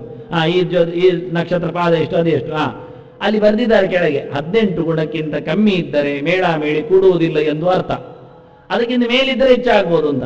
ಇವರು 17 ಉಂಟಲ್ಲ, ಎಂತ ಮಾಡುದು? ಒಂದೆಂತ ಮಾಡುದು? ಒಂದು ಕೈಯಿಂದ ಹಾಕೋದು, ಮತ್ತೆಂತದ್ದು? ಅವರಿಗೆ ಬೇಕೇ ಈಗ 17 ಉಂಟಲ್ಲ, ಎಂತ ಮಾಡೋದು ಅಂತ. ಇದು ದೊಡ್ಡ ಸಮಸ್ಯೆ ಅಂತ. 18 ಆದ್ರೆ ಆಗ್ಬೋದು, 17 ಆಗೋದಿಲ್ಲ. 18 ಆಗ್ಬೋದಿದ್ದದ್ದು, 28 ಆಗ್ಬೋದಿದ್ದದ್ದು, ಫ್ಲಾಪ್ ಆದದ್ದುಂಟು. ನೀವು ಅದರಲ್ಲಿ ಲೆಕ್ಕಾಚಾರದ 32 ಇದ್ದು ಏನು ಸರಿ ಉಂಟು ಅಂತೇನಲ್ಲ, ಉಪಯೋಗಕ್ಕೆ ಬರಬೇಕು ಅಂತೇನು ನಿಯಮ ಇಲ್ಲ. ಆದ್ರೆ ಅವರು ಹಾಗಿದ್ದು ನೋಡಿಕೊಂಡು ಅದರ ಮೇಲೆ ದುಂಬಾಲು ಬಿದ್ದ ಜ್ಯೋತಿಷಿಗಳಿಗೆ ಇಷ್ಟೇ ಆಗೋದು ಮರ್ಯಾದೆ. 18ಕ್ಕಿಂತ ಕಮ್ಮಿ ಇದ್ರೆ ಆಗುವುದಿಲ್ಲ ಉಂಟು, 17 ಉಂಟಲ್ಲ, ಎಂತ ಮಾಡುದು? ಬೇಕಾದ್ರೆ ಕೂಡಿಸಿ ಒಂದು ಬರೆಯುವುದು, ಮತ್ತೆಂತದ್ದು? ನಮಗೆ ಬೇಕಾದ ಪಂಚಾಂಗದಲ್ಲಿ ತಂದು ಇನ್ನು ತರಿಸುದವರು ಬೇರೆ ಯಾವುದರಲ್ಲಿ ಅದು ಹೆಚ್ಚು ಉಂಟು ನೋಡಿ, ಎಲ್ಲ ಒಂದೇ ಇರುವುದು. ಯಾಕೆಂದ್ರೆ ಇಲ್ಲಿ ಪ್ರಿಂಟ್ ಆದ್ದು ಎಲ್ಲವೂ ನೋಡಿಯೇ ಬರದದ್ದು ಹೇಳ್ತಾರೆ. ಒಂದಕ್ಕೊಂದು ಮುದ್ರಿತಕ್ಕೆ ಸಿಡಿಗಳೇ ಸೀದಾ ಬಂದಿರ್ತದೆ, ಇನ್ನು ವ್ಯತ್ಯಾಸ ಆಗುದು ಎಲ್ಲಿಗೆ. ಇನ್ನು ಎಲ್ಲಿಯಾದ್ರೂ ಬೇರೆ ಕಡೆಯಲ್ಲಿ ಅನಜ್ಞಾತವಾದ ಎಲ್ಲಿಯಾದ್ರೂ ಮುದ್ರಣಗೊಂಡದ್ರಲ್ಲಿ ಹೆಚ್ಚು ಕಡಿಮೆ ನಂಬರ್ ಉಂಟ ನೋಡ್ಬೇಕಷ್ಟೇ, ಅದು ಕಣ್ಣು ತಪ್ಪಿಸಿ ನೋಡ್ಬೇಕು. ಬೇರೆ ಸಾಲು ನೋಡಿದರೆ 18 ಸಿಗ್ಬೋದು ಪಕ್ಕ, ಆಗುತ್ತೆ 18 ಉಂಟು ಅದರಲ್ಲಿ ಅಂತ ಹೇಳಿ ಬಿಟ್ರೆ ಆಯ್ತು. ಅಲ್ಲ, ಒಂದರಲ್ಲಿ ಏನು ಸಾಯ್ತದೆ ನೋಡಿ, ಇದೇ ಸಿಕ್ಕಿಬಿಡುವ ವ್ಯವಸ್ಥೆಗಳು ಕೇವಲ ಒಂದು ಗೆರೆಯಲ್ಲಿ ಆಗುವ ಹೆಚ್ಚು ಕಡಿಮೆ. ಅದು ಓಡುವಾಗಲೂ ಹಾಗೆ ಅಲ್ವಾ? ಅವನು 36 ನಿಮಿಷ 17 ಸೆಕೆಂಡಲ್ಲಿ ಆ ಗೆರೆಯನ್ನು ದಾಟಿದ್ದಾನೆ. ಇವ 36 ನಿಮಿಷ ಹೌದೇ, 18 ಸೆಕೆಂಡಲ್ಲಿ ದಾಟಿದ್ದಷ್ಟೇ. ಆ ಒಂದು ಸೆಕೆಂಡೇ ಬೆಳ್ಳಿಯಲ್ಲೇ ಸಾಯ್ಬೇಕವ, ಪರವಾಗಿಲ್ಲ ಅಂತಾನೆ. ಆಗಲಿಲ್ಲ, 1 ಸೆಕೆಂಡು ಹೆಚ್ಚು ಕಮ್ಮಿ ಆಯ್ತು, ಅದರ ಮೇಲೆ ನಿಲ್ಲಿಸ್ತಾರೆ. ಹೀಗೆ ಪ್ರತಿಯೊಂದಾಗಿ ದೋಷವತಿ ಎನ್ನುವುದನ್ನು ಒಂದು ಮಾರ್ಜಿನ್ ಮಾಡುವ ಕಷ್ಟವನ್ನು ಕಾಣ್ತೇವೆ ನಾವು. ಆದ್ರಿಂದ ದೋಷವತಿ ಹೇಳುವುದು ಹೇಗೆ? ಅದು ಸ್ಥೂಲವಾಗಿ ದೋಷ ನೋಡಿಕೊಂಡ್ರೆ ಉಂಟು ಅಂತ ಕಾಣ್ತದೆ, ಸೂಕ್ಷ್ಮವಾಗಿ ನೋಡಿಕೊಂಡ್ರೆ ಇಲ್ಲ ಅಂತ ಕಾಣ್ತದೆ. ಕೆಲವೊಮ್ಮೆ ಸೂಕ್ಷ್ಮ ಪರಿಶೀಲನೆ ಮಾಡಿದ್ರೆ ಉಂಟು ಅಂತ ಕಾಣುದು, ಮೇಲಿಂದ ಮೇಲೆ ನೋಡಿದ್ರೆ ಏನು ದೋಷ ಇಲ್ಲ. ನೀವು ನೋಡಿ, ಸೇಬು ತಂದು ನೋಡಿ, ಹೀಗೆ ತಿರುಗಿಸಿ ನೋಡಿ, ಎಷ್ಟು ಚೆನ್ನಾಗಿದೆ, ಇದು ದೋಷ ಉಂಟಂತೆ. ಅವ್ರು ಹೇಳ್ತಾರೆ ತಲೆ ಸರಿ ಇಲ್ಲ ಅಂತ. ಚೆನ್ನಾಗಿ ನೋಡಿದ್ರಲ್ಲ, ಈಗ ಒಳ್ಳೆ ಕನ್ನಡಕ ಹಾಕಿ ನೋಡಿ ಏನು ಕಾಣ್ತದೆ ಎಂದು, ಸೂಕ್ಷ್ಮ ದರ್ಶಕ ಕನ್ನಡಕ ಹಾಕಿ ನೋಡಿ, ಆಗ ಮಿರಿ ಮೇಲೆಲ್ಲ ಕಾಣ್ತದೆ. ಸೇಬಿನಲ್ಲಿ ಅಷ್ಟು ಚೆನ್ನಾಗಿದೆ, ಇಷ್ಟು ಗಲೀಜುಗಳುಂಟು, ಇಷ್ಟು ಪ್ರಾಣಿಗಳುಂಟು, ಮತ್ತೆ ಸೀದಾ ಕಚ್ಚಿದರೆ ಅಷ್ಟು ಪ್ರಾಣಿಗಳು ಬಾಯಿಯೊಳಗೆ ಸೀದಾ ಹೋಗ್ತವೆ. ಈಗೇನು ಮಾಡುವ? ಅದನ್ನ ಕನ್ನಡಕ ತೆಗೆದು ನೋಡಿದರೆ ಚಂದ ಕಾಣುತ್ತದೆ, ಕನ್ನಡಕ ಹಾಕಿ ನೋಡಿದರೆ ಪೂರ ಗಲೀಜು ಕಾಣುತ್ತೆ. ಅದರಿಂದ ದೋಷವತಿ ಎನ್ನುವುದು ಹೇಗೆ ಅಂತ ಹೇಳಿದೆ. ಸೂಕ್ಷ್ಮವಾಗಿ ನೋಡಬೇಕೋ, ಸ್ಥೂಲ ನೋಡಿದರೆ ಸಾಕ. ನೀವು ಸೇಬು ಚಂದವಾಗಿದ್ದದನ್ನು ತನ್ನಿ, ಅದರಲ್ಲಿ ಸ್ಟಿಕ್ಕರ್ ಹಾಕುವ ವ್ಯವಸ್ಥೆ ಶುರುವಾಗಿದೆ ಈಗ. ಅದನ್ನು ಮೆಲ್ಲ ತೆಗೆದು ನೋಡಿ, ಅಲ್ಲಿ ಒಂದು ತೂತು ಕಾಣ್ತದೆ. ಆಗ ಅವ್ರು ಮುಚ್ಚಿದ್ದದನ್ನು, ಯಾಕೆ ಇಂಜೆಕ್ಟ್ ಮಾಡಿದ್ದದೇ ಜಾಗದಲ್ಲಿ ಅವರು ಪಿನ್ ಮಾಡಿದ್ದಲ್ಲಿ ಅದನ್ನು ಮುಚ್ಚಿಟ್ಟಿದ್ದಾರೆ. ಅದನ್ನ 3 ದಿನ ಹಾಗೆ ಇಡಿ, ಆ ನಂತರ ಕೊಳಿತದೆ. ಎಲ್ಲಿ ಕೊಳಿತದೆ ನೋಡಿ, ಆ ಸ್ಟಿಕ್ಕರ್ ಹಾಕಿದಲ್ಲೇ ಕೊಳಿತದೆ. ಯಾಕೆಂದ್ರೆ ಅಲ್ಲಿ ಇಂಜೆಕ್ಟ್ ಮಾಡಿದರೆ ಗೊತ್ತಾಗುತ್ತೆ. ಅಲ್ಲಿ ಮಾತ್ರ ಒಂದು ಉರುಟು ದೊಡ್ಡದಾಗಿರತಕ್ಕ ಕಾಯಿನ್ ಗಾತ್ರದಷ್ಟು ಗಾಯ ಕಾಣ್ತದೆ. ಅವ್ರು ಮಾಡೋ ಉಪಾಯಗಳು ನಮಗೆ ಸ್ಟಿಕ್ಕರ್ ಹಾಕಿದ್ದು ಪ್ಯೂರ್ ಹೇಳಿಕೊಂಡು ನಾವು ಅದನ್ನೇ ತಗೊಳ್ತೇವೆ ಕೇಕಿ. ನಮಗೇನು ಗೊತ್ತಿರ್ತದೆ? ಆ ಸ್ಟಿಕ್ಕರ್ ಎತ್ತಿ ನೋಡಿ ತಗೊಂಡ್ರೆ ಗೊತ್ತಾಗುತ್ತೆ. ಅವರು ನಮ್ಮನ್ನು ಮೋಸ ಮಾಡಲಿಕ್ಕೆ ಇಷ್ಟಪಟ್ಟಿದ್ದಾರೆ, ನಾವು ಅವರಿಂದ ಮೋಸ ಹೋಗ್ಲಿಕ್ಕೆ ಇಷ್ಟಪಟ್ಟಿದ್ದೇವೆ ಅಷ್ಟೇ. ಅದರಿಂದ ದೋಷವತಿ ಎನ್ನುವುದು ಸೂಕ್ಷ್ಮಕ್ಕೋ ಸ್ಥೂಲಕ್ಕೋ ಅಂತ ಪ್ರಶ್ನೆ ಬಂದಾಗ ಅದಕ್ಕೆ ಇನ್ನೊಂದು ಉತ್ತರ ಕೊಡುದು. ಯಜ್ಞದಾನ ತಪಕರ್ಮನ ಅತ್ಯಾಜ್ಯಮಿತಿ ಚಾಪರೆ. ಅಪರ ಎಂದ್ರೆ ಇತರರು ಅಂತ, ಏಕೆ ಅಂತ ಸ್ವಲ್ಪ ಜನ ಅಂತ ಹೇಳಿ, ಏಕೆ ಅಂದ್ರೆ ಚೂರು ಜನ ಅಂತ ಅರ್ಥ, ಅಪರೆ ಅಂದ್ರೆ ಜಾಸ್ತಿ ಜನ ಅಂತ ಅರ್ಥ. ಏಕೆ ಮನೀಷಿಣಃ, ಸ್ವಲ್ಪ ಬುದ್ಧಿಮಂತರು ಕೆಟ್ಟದ್ದು ಬಿಡಿ ಅಂತ ಗಟ್ಟಿ ಹೇಳಿಬಿಟ್ರು. ಆದ್ರೆ ಉಳಿದ ಬುದ್ಧಿಮಂತರಿಗೆ ಸ್ವಲ್ಪ ಕಷ್ಟ ಆಯ್ತು. ಎಂಥದ್ದು ಅಂದ್ರೆ ಬಿಡ್ಲಿಕ್ಕಲ್ಲ, ಕೆಟ್ಟದ್ದು ಬಿಡಿ ಅಂದಿದ್ದಾರಲ್ಲ, ಅದು ಎಂಥದ್ದು ಕೆಟ್ಟದ್ದು ಅಂತ ಕೇಳ್ತಾ ಕೂತ್ರು ಅವರು. ಒಂದೊಂದು ಮುಖದಲ್ಲಿ ನೋಡಿದಾಗ ಒಂದೊಂದು ರೀತಿಯಲ್ಲಿ ಕೆಟ್ಟದ್ದು ಕಾಣ್ತದೆ, ಇನ್ನೊಂದು ಮುಖದಲ್ಲಿ ನೋಡಿದಾಗ ಒಳ್ಳೆದೇ ಕಾಣ್ತದೆ. ಪ್ರತಿಯೊಂದು ಒಳ್ಳೆದು ಕಾಣ್ತದೆ. ಈಗ ನೀವು ಒಳ್ಳೆದು ನೋಡಿ ತಗೊಳ್ತೀರೋ, ಕೆಟ್ಟದ್ದು ನೋಡಿ ತಗೊಳ್ತೀರೋ? ಗುಣ ದೋಷ ವಿಧಾಂಚೈವ ಬಾಧತೆ ಅಂತಾರೆ. ಉದ್ಧವ ಕೇಳ್ತಾನೆ ಕೃಷ್ಣನ ಹತ್ರ ಮುಂದೆ ಮನೆಗೆ, ಗುಣಗಳು ಯಾವುದು ದೋಷಗಳು ಯಾವುದು ಅಂತ. ಅದು ಕೇಳಬೇಡಯ್ಯ ಅಂತಾನೆ ಕೃಷ್ಣ. ಯಾಕೆಂದ್ರೆ ಗುಣದೋಷದ ಬಗ್ಗೆ ತಿಳಿದವರಿಗೆ ಗೊಂದಲ ಉಂಟದ್ರ ಬಗ್ಗೆ ಅಂತ. ನಾವು ಅನ್ನ ಊಟ ಮಾಡುವುದು ಒಳ್ಳೆದೋ ಕೆಟ್ಟದೋ ಇದು ಚರ್ಚೆ ಮಾಡ್ಲಿಕ್ಕೆ ಹೋದ್ರೆ ಅನ್ನಕ್ಕೆ ಬೇಸರ ಆಗತ್ತೆ. ಅದು ಮತ್ತೆ ರೈತ ಆತ್ಮಹತ್ಯೆ ಮಾಡಿಕೊಳ್ಳುವುದಲ್ಲ, ನಾಳೆಯಿಂದ ಭತ್ತದ ತೆನೆಗಳು ಆತ್ಮಹತ್ಯೆ ಮಾಡಿಕೊಳ್ತವೆ ಸಾಲು ಸಾಲಾಗಿ. ಯಾಕೆಂದ್ರೆ ಅನ್ನ ಊಟ ಮಾಡಬೇಡಿ ಹೇಳುವ ಎಷ್ಟೋ ಜನ ಬರ್ತಾರೆ ಓಡಿಕೊಂಡು. ಆದ್ರೆ ನಾವು ಅಗ್ನಿಗೆಲ್ಲ ಗೋಧಿಯ ಬೇಯಿಸಿ ಹಾಕ್ತೇವ, ಆಹುತಿ ಕೊಡ್ತೇವ, ಚಪಾತಿ ಎಲ್ಲ ಆಹುತಿ ಹಾಕ್ತೇವ, ಪೂರಿ ಎಲ್ಲ ಆಹುತಿ ಕೊಡ್ತೇವ, ಅನ್ನವನ್ನೇ ಆಹುತಿ ಕೊಡ್ತಲ್ಲ ಪಾಯಸ ಚರು ಅಂತ ಮಾಡಿಕೊಂಡು. ಅನ್ನ ಬೇಕೋ ಬೇಡ ಎನ್ನುವುದೇ ಗಲಾಟೆಯಲ್ಲಿ ಕೂತಿದೆ. ಅಕ್ಕಿ ಅನ್ನ ಅದರ ಊಟ ಅದು ದೇಹಕ್ಕೆ ಹಾಳು, ಅದು ಈ ಪ್ರಾಂತ್ಯಕ್ಕೆ ಇನ್ನೂ ಕಷ್ಟ, ಬೇಡ ಬೇಡ ಅಂದ್ರು. ಹಾಗಾದ್ರೆ ಇನ್ಯಾರು ತಿನ್ಲಿಕ್ಕಿರುವುದು ಭತ್ತ? ಹೀಗೆ ಒಂದು ಪದಾರ್ಥದ ಗುಣ ದೋಷ ಚಿಂತನೆ ಮಾಡ್ತಾ ಹೋದ್ರೆ, ಅದರಲ್ಲಿ ಇರತಕ್ಕ ವಸ್ತುಗಳ ಬಗ್ಗೆ ವಿಶ್ಲೇಷಣೆ ಮಾಡ್ತಾ ಹೋದ್ರೆ ಬೇಕು ಸಾಮ್ರಾಜ್ಯವು ತಪ್ಪಿ ಹೋಗುತ್ತೆ, ಬೇಡ ಸಾಮ್ರಾಜ್ಯವು ಎದುರು ಬರಬಹುದು. ಯಾವುದಕ್ಕೆ ಹೇಗೆ ಗೊತ್ತಿಲ್ಲ. ನಮ್ಮ ದೇಹ ಹೇಗೆ ಪರಿಸ್ಥಿತಿಯಲ್ಲಿ ಉಂಟು ಯಾವತ್ತು ಏನು ಹೇಳುವ? ಅದನ್ನ ಹೇಳಿದ್ರು ಅಪರೇ, ನೀವು ಕೆಟ್ಟದ್ದು ಯಾವುದು ಬಿಡಿ ಅಂತ ಹೇಳಿದ್ರು, ನಮಗೆ ಕೆಟ್ಟದ್ದು ಲೋಕದಲ್ಲಿ ಕಾಣೋದಿಲ್ಲ ಅಂತ ಹೇಳಿದ್ರು. ನಾವು ಕನ್ನಡಕವೇ ಆಗೋದಿಲ್ಲ. ಬೇಕಾದಾಗ ತಿಂದು ಬಿಡ್ತೇವೆ, ಬೇಕಾದ್ದನ್ನು ಮಾಡಿಬಿಡ್ತೇವೆ, ಬೇಕಾದ್ದನ್ನು ಇಟ್ಟುಕೊಳ್ತೇವೆ, ಮುಗೀತು. ಕೆಟ್ಟದ್ದು ಅಂತ ನೀವು ಹೇಳಿಕೊಳ್ಳಿ. ಒಂದು ಸೃಷ್ಟಿಯ ವಿಷಯದಲ್ಲಿ ಒಂದು ಭಗವಂತನ ಬಗ್ಗೆ ಒಂದು ವ್ಯಾಖ್ಯೆ ಇದೆ. ಏವಮಪ್ಯ ಶುಭಂಕರ್ಮನ ಭೂತನ್ನ ಭವಿಷ್ಯತಿ ಅಂತ. ಇಡೀ ಜಗತ್ತಿನಲ್ಲಿನ ವ್ಯಾಪಾರ ಭಗವದಧೀನ. ಅದಕ್ಕೆ ಆರಂಭದಲ್ಲಿ ವಿಶ್ವಂ ವಿಷ್ಣುರ್ ವಶತ್ಕಾರ ಹೇಳಿತ್ತು. ವಿಶ್ವಂ ಅಂದ್ರೆ ಎಲ್ಲವೂ ದೇವರ ಅಧೀನ ಅಂತ. ವಿಶ್ವಸ್ಯ ತದಧೀನತ್ವ ವಿಶ್ವಂ ವಿಷ್ಣುರುದೀರ್ಯತೆ ಅಂತ. ಎಲ್ಲವೂ ದೇವರ ಅಂಕೆಯಲ್ಲಿ ನಡೆಯುವುದರಿಂದ ತೇನ ವಿನ ತೃಣಮಪಿ ನಚಲತಿ. ಆದ್ದರಿಂದ ಮೊದಲು ವಿಶ್ವಂ ಅಂತ ಹೇಳಿ, ಸರ್ವಂ ಕಲ್ವಿದಂ ಬ್ರಹ್ಮ ಅಂದ್ರೆ ಅದುವೇ ಅರ್ಥ.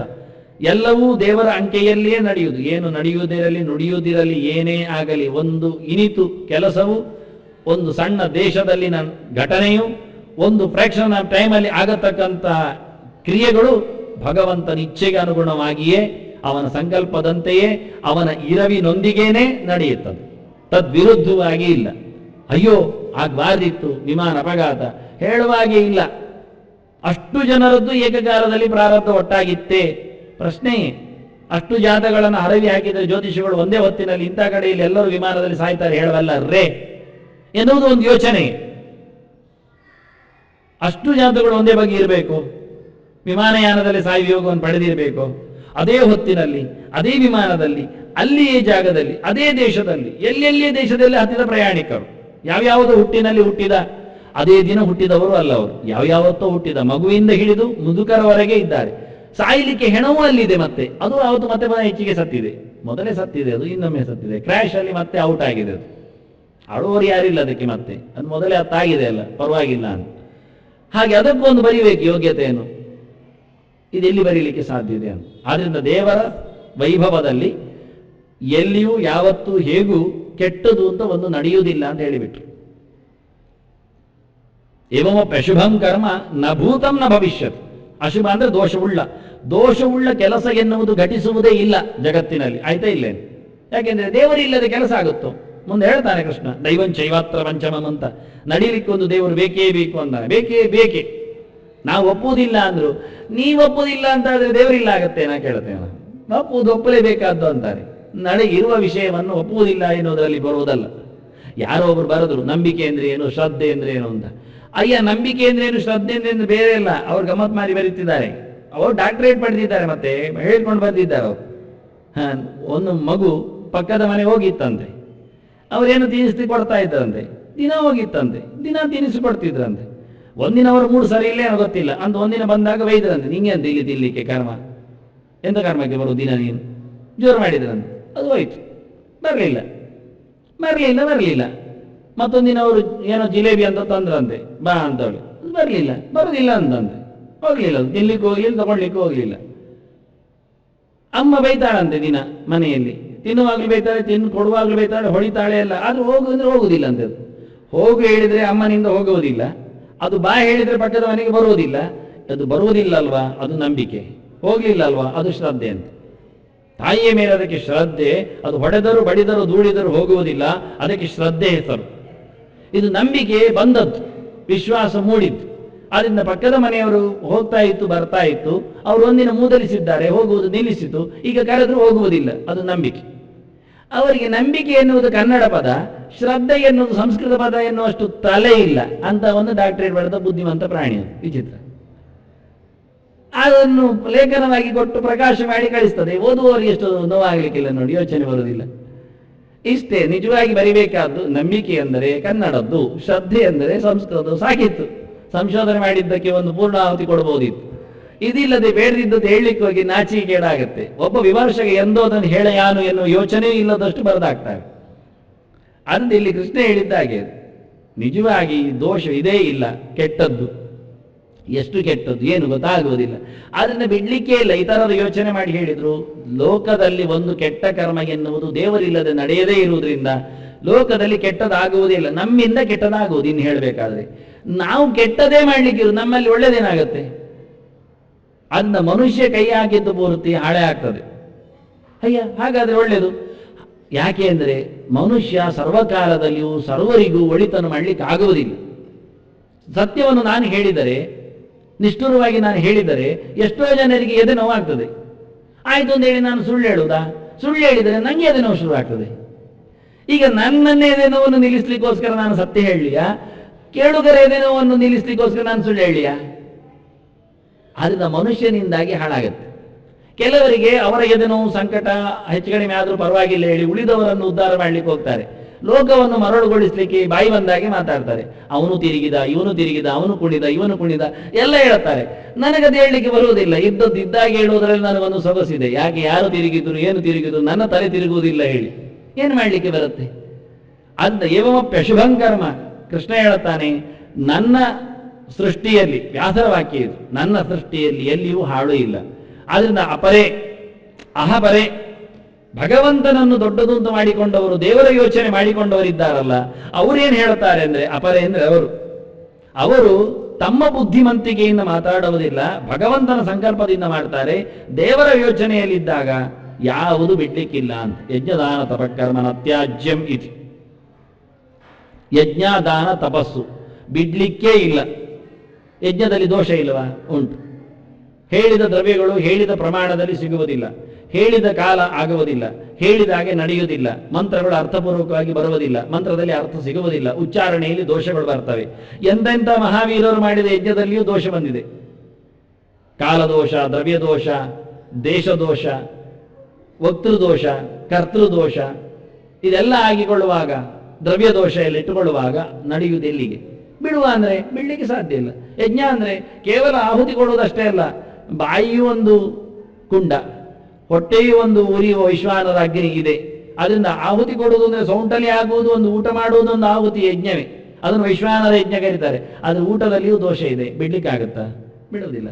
ಬೈದಾಗ್ತಾರೆ ಕೆಲವೊಮ್ಮೆ, ಬಾಯಿ ಮುಚ್ಚಿ ತಿನ್ಬೇಕಾಗತ್ತೆ. ಕೆಲವೊಮ್ಮೆ ಬಾಯಿ ಮುಚ್ಚಿ ಅಂದ್ರೆ ಮಾತಾಡದೆ ಅಂತ ಅರ್ಥ. ಬಾಯಿ ಮುಚ್ಚಿ ತಿನ್ಲಿಕ್ಕೆ ಬರೋದಿಲ್ಲ, ಕಿವಿಯಲ್ಲಿ ಆಗುದ? ಹಾಗೆ ವಾಸ್ತವವಾಗಿ ದೋಷ ಎಲ್ಲ ಕಡೆ ಇದೆ. ಯಜ್ಞದಲ್ಲಿ ಇದೆ, ದಾನದಲ್ಲಿ ಇದೆ. ತಗೊಳ್ಳುವವ ಯಾರಿದ್ದಾನೆ ಗೊತ್ತಿಲ್ಲ, ತಗೊಂಡು ಏನ್ ಮಾಡ್ತಾನೆ ಗೊತ್ತಿಲ್ಲ, ಇನ್ನೊಬ್ರಿಗೆ ಕೊಡ್ತಾನೋ ಗೊತ್ತಿಲ್ಲ, ಕೊಡಬಾರದು ಬರೀಲಿಕ್ಕೆ ಆಗೋದಿಲ್ಲ, ಹೆಚ್ಚು ಕಡಿಮೆ ಊಟ ಮಾಡದೆ ಏನೋ ಹೆಚ್ಚು ಕಡಿಮೆ ಮಾಡಿಕೊಳ್ಳೋದು ಬರ್ತಾನೆ ಗೊತ್ತಿಲ್ಲ. ಕೊಡುವುದು ಅಂತ ಕೊಡುವುದು, ದಾತವೇ ಮಿತಿಯದ್ದಾನಂ ಅಷ್ಟೇ. ದೇಶೇ ಕಾಲೇಚ ಪಾತ್ರೇಚ. ಪಾತ್ರ ಚಿಂತನೆ ಮಾಡ್ತಾ ಕೂತ್ಕೊಳ್ಳಿಕ್ಕೆ ಕೆಲವರಿಗೆ ಆಗುವುದಿಲ್ಲ, ಸಿಗುವುದಿಲ್ಲ. ಏನ್ ಮಾಡ್ಲಿಕ್ಕೆ ಆಗುತ್ತೆ? ಇಟ್ಟು ಹೋಗುವುದಾ? ಅಂಬೆ ಹಾಗೆ ಮಾಡಿದ್ದು. ರುದ್ರದೇವರು ಅವಳ ಅಂಬೆ ತಪಸ್ಸು ಮಾಡಿದ್ಲು, ನನಗೆ ಭೀಷ್ಮನನ್ನು ಕೊಲ್ಲುವ ಹಾಗೆ ಆಗಬೇಕು ಅಂತ ರುದ್ರದೇವರು ತಪಸ್ಸು ಮಾಡಿ ಓಡಿ ಬಂದವರು ಒಂದು ಮಾಲೆ ಕೊಟ್ಟರು. ಎಂದದಕ್ಕೆ ಕೇಳಿದ್ಲಿ ಇವಳು, ಇದು ಯಾರಿಗೆ ನೀನು ಹಾಕ್ತೀಯೋ ಅಥವಾ ಕೊಡ್ತೀಯೋ ಅವರು ಭೀಷ್ಮನನ್ನು ಕೊಲ್ತಾನೆ. ಇವಳು ಹಾಗೆ ಹೇಳಿಕೊಂಡು ತಿರುಗಿದ್ಲು. ಯಾರು ತಗೊಳ್ತಾರೆ ಭೀಷ್ಮನನ್ನು ಕೊಲ್ಲಿಕ್ಕೆ? ಬೇಡಪ್ಪ ಬೇಡಪ್ಪ, ಯಾರು ಬೇಡ ಹೇಳಿದ್ರು ಮಾಲೆ. ಕೊನೆಗೆ ಪಂಚಾಲಕ್ಕೆ ಬಂದಿದ್ದಾಳೆ. ದ್ರುಪದನ ರಾಜನ ಅಲ್ಲಿಗೆ ಬಂದು ದ್ರುಪದ ಹೇಳ್ತಾನೆ, ದಮ್ಮಯ್ಯ, ಹಸ್ತಿನಪುರದ ಗದ್ದುಗೆ ಮೇಲೆ ನನ್ನ ಬಿರುಸುತನವನ್ನು ನೀನು ಉಂಟು ಮಾಡುವುದು ಬೇಡ, ವೈರ, ಹೋಗಿಲ್ಲಿಂದ ಅಂದ. ಅವಳು ಹೋಗಲಿಲ್ಲ. ದಮ್ಮಯ್ಯ ಹೋಗು ಅಂದ, ಓಡಿಸ್ಲಿಕ್ಕೆ ನೋಡಿದ. ಕೊನೆಗೆ ಅವಳು ದ್ರುಪದನ ಅರಮನೆ ಹೆಬ್ಬಾಗಿಲಲ್ಲಿ ಅದನ್ನು ಇಟ್ಟು ಓಡಿದ್ಲು. ಇವ ಕೋಲಲ್ಲಿ ಮೆಲ್ಲ ತೆಗೆದು ಆಚೆ ಇಟ್ಟ. ಮುಟ್ಟಿದ್ರೆ ಇದಕ್ಕೆ ಎಲ್ಲ ನಾನು ಇಟ್ಕೊಂಡದ್ದಾಗತ್ತೆ ಅಂತ ಬದಿಯಲ್ಲಿಟ್ಟ. ಈ ಮಗು ಹುಟ್ಟಿದ್ದ, ಶಿಖಂಡಿ ಹುಟ್ಟಿದ್ದ, ಅದು ಮಗು, ಅದು ಆ ಮಾಲೆನ ಹಾಕೊಂಡಿತ್ತು ಗಮ್ಮತಿಗೆ. ಅಯ್ಯೋ ತೆಗೆದು ಬೆಕ್ಕಾಚಿ ಇಟ್ಟವ, ಮತ್ತೆ ಬಂದು ಹಾಕೊಂಡಿತ್ತು. ಹೀಗೆ ಗೊತ್ತಿಲ್ಲದೆ ಹಾಕಿಕೊಂಡ ಕಥೆ ಅದು. ಮಾಲೆ ಹಾಕಬೇಕು ಅಂತ ಹಾಕಿದ್ದಾರೆ. ಇನ್ನು ಯಾವ ಕರ್ಮಕ್ಕೆ ವೈರಾಗುತ್ತೋ ನಿನಗೆ ಅಂತೇಳಿ ತೆಗೆದಿರ್ತಾ ಇದ್ದ. ಇದು ಯಾರು ಕೇಳದಿದ್ರೆ ದಾನ ಕೊನೆಗೆ ಏನ್ ಮಾಡುದು? ಮೆಲ್ಲ ಅನಂತೇಶ್ವರ ಬಾಗಿಲಲ್ಲಿ ಇಟ್ಟು ಓಡುದವರು, ಯಾರು ಇಲ್ಲದೆ ಇದ್ದಾಗ ಆ ನೆಲ್ಲಿಕಟ್ಟೆಯಲ್ಲೆಲ್ಲ ಇಟ್ಟು ಹೋಗುದು. ತಗೊಳ್ಳಿಕ್ಕೆ ಜನ ಇಲ್ಲ, ಮತ್ತೆಂತ ಮಾಡುದು? ದಾನ ಕೊಡದೆ ಉಪಾಯ ಇಲ್ಲ, ಪಾತ್ರ ಸಿಗುವುದಿಲ್ಲ, ಕೈ ಹಿಡಿಯುವುದಿಲ್ಲ. ಕೊನೆಗೆ ಅದರೊಟ್ಟಿಗೆ ಒಂದು 2 ರೂಪಾಯಿ ಇಟ್ಟು ಮೇಲೆ ಹೋಗಿ ಬಿಡ್ತಾರೆ. ಯಾರಾದ್ರೂ ಕರೆದು ಕೇಳಿ ಇಲ್ಲಿ ಬಿಟ್ಟು ಹೋದ್ರೆ ಬನ್ನಿ ಹೇಳಿದ್ರೆ ಮತ್ತೆ ಅದು ನಂದಲ್ಲ ಹೇಳಿ ಓಡಿಕೊಳ್ತಾರೆ. ಮತ್ತೆ ಅವ್ರು ಓಡಿಸಿಕೊಂಡು ಓಡುದುಂಟು. ಹೀಗಾಗಿ ಇದನ್ನು ಉಲ್ಲೇಖ ಮಾಡ್ತಾನೆ ಅವನು. ಯಜ್ಞದಾನದ ಬಕ್ಕರವನ ತ್ಯಾಜ್ಯ ಮಿತಿ ಚಾಪರೆ ಅಂತ. ಆದ್ರಿಂದ ದಾನದಲ್ಲಿಯೂ ದೋಷ ಇದೆ, ಯಜ್ಞದಲ್ಲಿಯೂ ದೋಷ ಇದೆ, ತಪಸ್ಸಿನಲ್ಲಿಯೂ ದೋಷ ಇದೆ. ಓದುವ ಅಂದಾಗ, ಅಧ್ಯಯನ ಮಾಡುವಾಗ, ಚಿಂತನೆ ಮಾಡುವಾಗ, ಕಲಿಯುವ, ಜಪ ಮಾಡುವಾಗ ಅಂದಾಗ ಎಷ್ಟು ದೋಷ ಆಗುವುದಿಲ್ಲ? ಗರ್ಭಗುಡಿಯೊಳಗೆ ಕಣ್ಣು ಕೂರಿಕೊಂಡು ಜಪ ಮಾಡುವವರು ಇದ್ದಾರೆ. ನಿದ್ದೆ ಎಚ್ಚರ ಆಗುತ್ತೆ. ಆಚೀಚೆ ಓಡುವವರ ಶಬ್ದ ಕೇಳಿ ಬೆಳಿಗ್ಗೆ ಹೇಳದೆ ಆಗುವುದಿಲ್ಲ. 3 ಗಂಟೆಗೆ ಎದ್ದು ಬರಲೇಬೇಕಾಗತ್ತೆ. ಬಂದ ನಂತರ 4 ಗಂಟೆವರೆಗೆ ಜಪ ಆಗುತ್ತೆ, ಮತ್ತೆ 5 ಗಂಟೆವರೆಗೆ ನಿದ್ದೆ ಆಗುತ್ತದೆ. ಅಲ್ಲಿ ಸುತ್ತ ಇರುವವರು ಪರಿಚಾರಕರು ಹೇಳ್ತಾರೆ, 1 ಗಂಟೆ ನಿದ್ದೆ ಆಯ್ತು, ಇನ್ನು ಪರವಾಗಿಲ್ಲ, ಪೂಜೆಗೆ ಹೇಳ್ತಾರೆ ಅಂತ. ಚೆನ್ನಾಗಿರುತ್ತೆ, ಅದು ನೋಡಿದವರಿದ್ದಾರೆ, ಬಹಳ ನೋಡ್ಲಿಕ್ಕೆ ಸಿಗತ್ತೆ. ಏನು ಕರ್ಮಕ್ಕೆ 3 ಗಂಟೆ ಹೇಳ್ಬೇಕಾಗಾದ್ರೆ? ಬೇಡಿತ್ತು, ಗೊತ್ತಿಲ್ಲ. ಅದನ್ನ ತಪಸ್ಸು ದೋಷವತ್ತೆ. ಬಿಡ್ಲಿಕ್ಕೆ ಆಗೋದಿಲ್ಲ. ಯಾವುದನ್ನು ಬಿಡ್ಲಿಕ್ಕೆ ಬರುವುದಿಲ್ಲ. ಆದ್ರಿಂದ ಯಾವುದನ್ನು ಬಿಡಬಾರದು ಅಂತ ಅಪರೆ ಇತರರು, ಅಹಪರೆ, ಅಹ ಇತಿ ಬ್ರಹ್ಮ ಅಂತ ವಿಷ್ಣುಪರರು, ದೇವರ ಯೋಲೋಕದಲ್ಲಿ ಕರ್ಮದ ಸ್ವಾತಂತ್ರ್ಯವನ್ನು ಹೊತ್ತವರು, ಗೊತ್ತಿದ್ದವರು ಯಾವ ಕೆಲಸ ಬಿಡಬೇಡಿ ಹೇಳಿದ್ರು. ಮಾಡಿ, ದೋಷ ಉಂಟಲ್ಲ, ಉಂಟು, ಮಾಡಿ, ಸರಿ ಮಾಡಲಿಕ್ಕೆ ನೋಡಿ. ದೋಷ ಉಂಟು ಅಂತೇಳಿ ಸರ್ವಾತ್ಮನ ಕರ್ಮ ತ್ಯಾಗ ಮಾಡಬೇಡಿ. ದೋಷವನ್ನು ಬಿಟ್ಟು ನೋಡಿ. ಅಂಗಡಿಯಿಂದ ಸೊಪ್ಪಿನಲ್ಲಿ ಗುಗುರಿ ಇರ್ತದೆ, ಬಿಟ್ಟೆ ಬರುವ ಅಂದ್ರೆ ಹಾಗಾದ್ರೆ ಇದ್ದೇ ಇರ್ತದೆ. ಕೆಮಿಕಲ್ ಹಾಕಿರ್ತಾರೆ, ಬಿಟ್ಟು ಬರುವ ಅಂದ್ರೆ ಹಾಕಿಯೇ ಇರ್ತಾರೆ. ಯಾರೋ ಕೈ ಆಡಿಸಿರ್ತಾರೆ, ಹೌದು, ಕೈ ಆಡಿಸಿದ್ರೆ ಮತ್ತೆ ಹ್ಯಾಂಡ್ ಫ್ರೀ ಆಗುದು. ಹೇಗೆ ಆಡಿಸಿರ್ತಾರೆ, ಬಿಡುವುದು. ಅವ್ರು ಯಾವ ಕೈಯಲ್ಲಿ ಮುಟ್ಟಿದ್ದಾರೆ ನಮ್ಮ ಗಲೀಜು ಹೇಳಿ ಬಿಡುವ ಅಂದ್ರೆ ಹ್ಯಾಂಡ್ ಫ್ರೀಯನ್ನು ತಗೊಳ್ಳಿಕ್ಕಿಲ್ಲ. ಹಾಗೆ ಇದ್ದದ್ದು ಬಿಡ್ತೇವೆ, ಕಲ್ಲು ಮುಳ್ಳುಂಟು ಅಂತ. ಒಳ್ಳೆದಿದ್ದದ್ದು ಬಿಡ್ತೇವೆ, ಇನ್ನೇನು ತರಲಿಕ್ಕೆ? ಯಾವುದು ತನ್ನಿ, ನಿಮ್ಮಲ್ಲಿ 2 ವಸ್ತು ಇರಲಿ ಅಂದ್ರು. ಎಂದದು ಹಿಟ್ಟಿನಂಶ ಆದ್ರೆ ಅದು ಜರಡೆ ಇರಲಿ ಅಂತ ಹಿಡಿಲಿಕ್ಕೆ. ಹುಳ ಹುಪ್ಪಟೆ ಕಸ ಎಲ್ಲ ಅದರಲ್ಲಿ ಉಳಿತದೆ, ಬಿಸಾಡಿ ಅಂತ. ಮತ್ತೆ ದವಸ ಧಾನ್ಯಗಳು ಕಾಳುಗಳಂತಾದ್ರೆ ಮೊರ ಇರಲಿ ಅಂದ್ರು, ಗೆರಸೆ. ಅದರಲ್ಲಿ ಗೇರಿದಾಗ ಹೊಟ್ಟು ಕಸ ಎಲ್ಲ ಹೊರಗೆ ಹಾರ್ತದೆ. ಹೀಗೆ ಹೊರಗೆ ಹಾರುವಂತೆ ಮಾಡಿ ಅಥವಾ ಉಳಿಯುವಂತೆ ನೋಡಿ. ಇದು 2 ಇಟ್ಟುಕೊಂಡು ಹೋಗಿ ಉಪಯೋಗಿಸಿ ಅಂತ. ಅಧ್ಯಯನದಲ್ಲಿಯೂ ಹಾಗೆ. ನೀವು ಕೇಳುವಾಗ ಕಿವಿಯನ್ನು ಉಪಯೋಗಿಸಿ. ಅದು ಮೊರದ ಹಾಗೆ ಉಂಟು, ಗೆರಸೆ ಹಾಗೆ ಅಲ್ಲಾಡಿಸಿಬಿಟ್ರೆ ಆಯ್ತು. ಕೆಟ್ಟದ್ದು ಹೊರಗೆ ಉಳಿತದೆ, ಒಳ್ಳೆದು ಮಾತ್ರ ಒಳಗೆ ಹೋಗ್ತದೆ. ಹೇಳುವಾಗ ನಾಲಿಗೆ ಹಿಡಿಯಿರಿ, ಅದು ಜರಡೆ ಹಾಗೆ ಉಂಟು. ಕೆಟ್ಟದ್ದು ಒಳಗೆ ಉರುಳಿ, ಒಳ್ಳೆದು ಮಾತ್ರ ಕೆಳಗೆ ಬೀಳಲಿ ಅಂತ. ಹಿಟ್ಟು ಸಾರಿಸುವಾಗ ಕೆಳಗೆ ಬೀಳುವುದು ಒಳ್ಳೆದು. ಅದನ್ನು ನಾಲಿಗೆ ಹಿಡಿದು ಮಾತಾಡು, ಕಿವಿ ಉಪಯೋಗಿಸಿ ಕೇಳು ಅಂತ. ಕಿವಿ ಉಪಯೋಗಿಸಿ ಕೇಳುವುದ್ರೆ ಕಿವಿ ಎಳೆದು ಕೇಳುವುದಲ್ಲ. ಅದನ್ನು ಚೆನ್ನಾಗಿ ಉಪಯೋಗಿಸು, ಗೇರಿ ಒಳ್ಳೆಯದನ್ನು ಮಾತ್ರ ಸ್ವೀಕರಿಸು, ಕೆಟ್ಟದ್ದನ್ನು ಬಿಡು. ಇದೇ ಮೊದಲು ಉಪದೇಶ ಮಾಡಿದ್ದು. ಯಾನ್ಯನವದ್ಯಾನಿ ಕರ್ಮಾಣಿ ತಾನೇ ಸೇವಿತವ್ಯ. ನೀನು ಗೆರಸೆ ಹಿಡಿದು ಕೇಳಿದೆಯಾ, ಮಾಡಿದೆಯಾ ಕರ್ಮ, ಅದು ಒಳ್ಳೆಯದು. ನುಡಿವಲ್ಲಿ, ನಡೆವಲ್ಲಿ, ಎಲ್ಲದರಲ್ಲಿ ದೃಷ್ಟಿಪೂತಂ ನೆಸೆತ್ಪಾದಂ ಅಂದ ಕೃಷ್ಣ ಮುಂದಕ್ಕೆ ಉದ್ಧವನ ಹತ್ರ. ಹೆಜ್ಜೆ ಇಡಬೇಕಾದ್ರೆ ಕಣ್ಣು ಓಡಿಸು ಅಂದ. ಅದಕ್ಕೆ ದೇವರು ಲೈಟ್ ಮೇಲೆ ಇಟ್ಟಂತೆ. 2 ಕಣ್ಣು ಕೊಟ್ಟಿದ್ದೇನೆ, ಚೆನ್ನಾಗಿ ನೋಡಿ 2 ಸರ್ತಿ. 2 ಹೆಜ್ಜೆ ಇಡಬೇಕಾದ್ರೂ 2 ಕಣ್ಣು ಓಡಿಸು ನೀನು ಅಂದ. ಅದನ್ನ ದೃಷ್ಟಿಪೂತಂ ನೆಸೆತ್ಪಾದಂ ಅಂದ. ವಸ್ತ್ರಪೂತಂ ಪಿಬೇಚ್ಚನಂ. ನೀರು ಕುಡಿಬೇಕಾ, ನೀನು ಜರಡೆ ಇಡಿ ಅಂದ. ಅರಿಪೆ ಹಿಡುಕು ಅಂದ. ಬಟ್ಟೆ ಹಾಕು ಅಂದ. ಸೋಸಿ ಕುಡಿ ಅಂದ. ಅದನ್ನ ದೋಷ ಉಂಟೆ, ನೀರಿನಲ್ಲಿ ದೋಷ ಉಂಟು, ಸೋಸು. ಮಾತಿನಲ್ಲಿ ದೋಷ ಉಂಟು, ಜರಡೆ ಹಿಡಿ. ತಿತವುನಾ ಅಂತಾನೆ, ಸಕ್ತುಮಿವ ತಿತವುನಾ ಪುನಂತು ಅಂತ. ಹಿಟ್ಟಿಗೆ ಜರಡೆ ಹಿಡಿದಂತೆ ಮಾತು ಚೆನ್ನಾಗಿರಲಿ ಅಂತ. ಹೀಗಾಗಿ ಎಲ್ಲವೂ ದೋಷ ಇದ್ದದ್ದೇ ಆದ್ರಿಂದ ಬಿಡ್ಲಿಕ್ಕೆ ಬರುವುದಿಲ್ಲ. ಆದರೆ ವಿಷ್ಣು ಲೋಕದಲ್ಲಿ ಎಲ್ಲವೂ ದೋಷ ಇಲ್ಲದೆ ಇರುವುದರಿಂದ ಎಲ್ಲವೂ ಮಾಡ್ಲಿಕ್ಕೆ ಉಂಟು ಅಂತ ಇತರರ ವಾದ ಅಂತೇಳಿ 2ಕ್ಕೂ ವಿರುದ್ಧವಾದದ್ದು. ದೋಷ ಇದ್ದದ್ದು ಬಿಡು ಅಂತ ಕೂಗಿದ್ರೆ, ದೋಷ ಇಲ್ಲದ್ದು ಯಾವುದೇ ಇಲ್ಲದಿದ್ದರಿಂದ ಹಿಡಿಲೇಬೇಕು ಎನ್ನುವುದು ಇತರರ ವಾದ ಅಂತ. ಹೀಗೆ ಅಪರೆ ಮತ್ತು ಏಕೆ ಅಂತ ಹೇಳಿಕೊಂಡು ಅವರಿಬ್ಬರ ವಾದವನ್ನು ಮತ್ತೆ ಕೃಷ್ಣ ಮಂಡಿಸಿದ್ದಾನೆ. ಈಗ ಒಟ್ಟು ಸುಮಾರು ವಾದಗಳನ್ನು 4 ವಾದಗಳನ್ನು ಮಂಡಿಸಿದ್ದಾನೆ. ಫಲತ್ಯಾಗವೇ ತ್ಯಾಗ ಅಂದ, ಕಾಮ್ಯಕರ್ಮ ಬಿಡುವುದೇ ಸನ್ಯಾಸ ಅಂದ, ದೋಷಿ ಇದ್ದದ್ದು ಕರ್ಮ ಬಿಡುವುದು ಒಂದು ಬಗೆ ಅಂದ, ಏನಿದ್ದರೂ ನಡೆಸಿಕೊಡುವುದೇ ಬೇಕು ಎನ್ನುವುದೊಂದು ಕತೆ ಅಂದ. ಹೀಗಾಗಿ ಒಟ್ಟಾರೆ ಗೊಂದಲ ಇದೆ. ಈಗ ಮಾಡಬೇಕು, ಎಷ್ಟು ಮಾಡಬೇಕು, ಬಿಡಬೇಕು, ಏನು ಬಿಡಬೇಕು, ಎಷ್ಟು ಬಿಡಬೇಕು ಎನ್ನುವುದರ ಬಗ್ಗೆ, ಸನ್ಯಾಸ ಮತ್ತು ತ್ಯಾಗದ ಬಗ್ಗೆ ಅನೇಕ ವಾದಗಳು. ಆ ಎಲ್ಲ ವಾದಗಳು ಸರಿಯೇ, ಅವರವರ ಒಂದು ಮೂಸೆಯಲ್ಲಿ, ಚಿಂತನೆಯಲ್ಲಿ, ತಾರ್ಕಿಕವಾದ ನಿಶಿತ ಮತಿಯಲ್ಲಿ ಹೊರಹೊಮ್ಮಿದ ಆಟ ಅದು. ಒಂದಕ್ಕೊಂದು ಪೂರಕವಾದ ಅರ್ಥಗಳಿವೆ, ಸಂಗತಿಗಳಿವೆ, ಸಂಕಲೆಗಳಿವೆ, ಅಂತರ್ವ್ಯೂಹಗಳಿವೆ. ಅದನ್ನು ಅರ್ಥ ಮಾಡಿಕೊಂಡಾಗ ಅವರೆಲ್ಲರ ವಾದಕ್ಕೂ ಒಂದು ಅರ್ಥ ಬರುತ್ತೆ. ಅದನ್ನು ಕೃಷ್ಣ ಮುಂದಕ್ಕೆ ಒಟ್ಟಂದದಲ್ಲಿ ನಾನು ಹೇಳುತ್ತೇನೆ ಅಂತ ಹೇಳಲಿಕ್ಕೆ ಮುಂಚೆ, ಕರ್ಮತಂತ್ರಗಳಲ್ಲಿ ಇರುವ ಸನ್ಯಾಸ ತ್ಯಾಗಗಳ ಬಗ್ಗೆ ಇರುವಿನ ಒಂದು ದೊಡ್ಡ ವಿಶಾಲವಾದ ಚಿಂತನೆಗಳನ್ನು ನಮ್ಮ ಮುಂದೆ ಇಟ್ಟಿದ್ದಾನೆ. ಕೃಷ್ಣ ಅರ್ಪಣ ಇಟ್ಟಿದ್ದಾನೆ, ಕೃಷ್ಣ ಅರ್ಪಣ ಇಟ್ಟಿದ್ದಾನೆ, ಕೃಷ್ಣ ಅರ್ಪಣ ಇಟ್ಟಿದ್ದಾನೆ, ಕೃಷ್ಣ ಅರ್ಪಣ ಇಟ್ಟಿದ್ದಾನೆ, ಕೃಷ್ಣ ಅರ್ಪಣ ಇಟ್ಟಿದ್ದಾನೆ.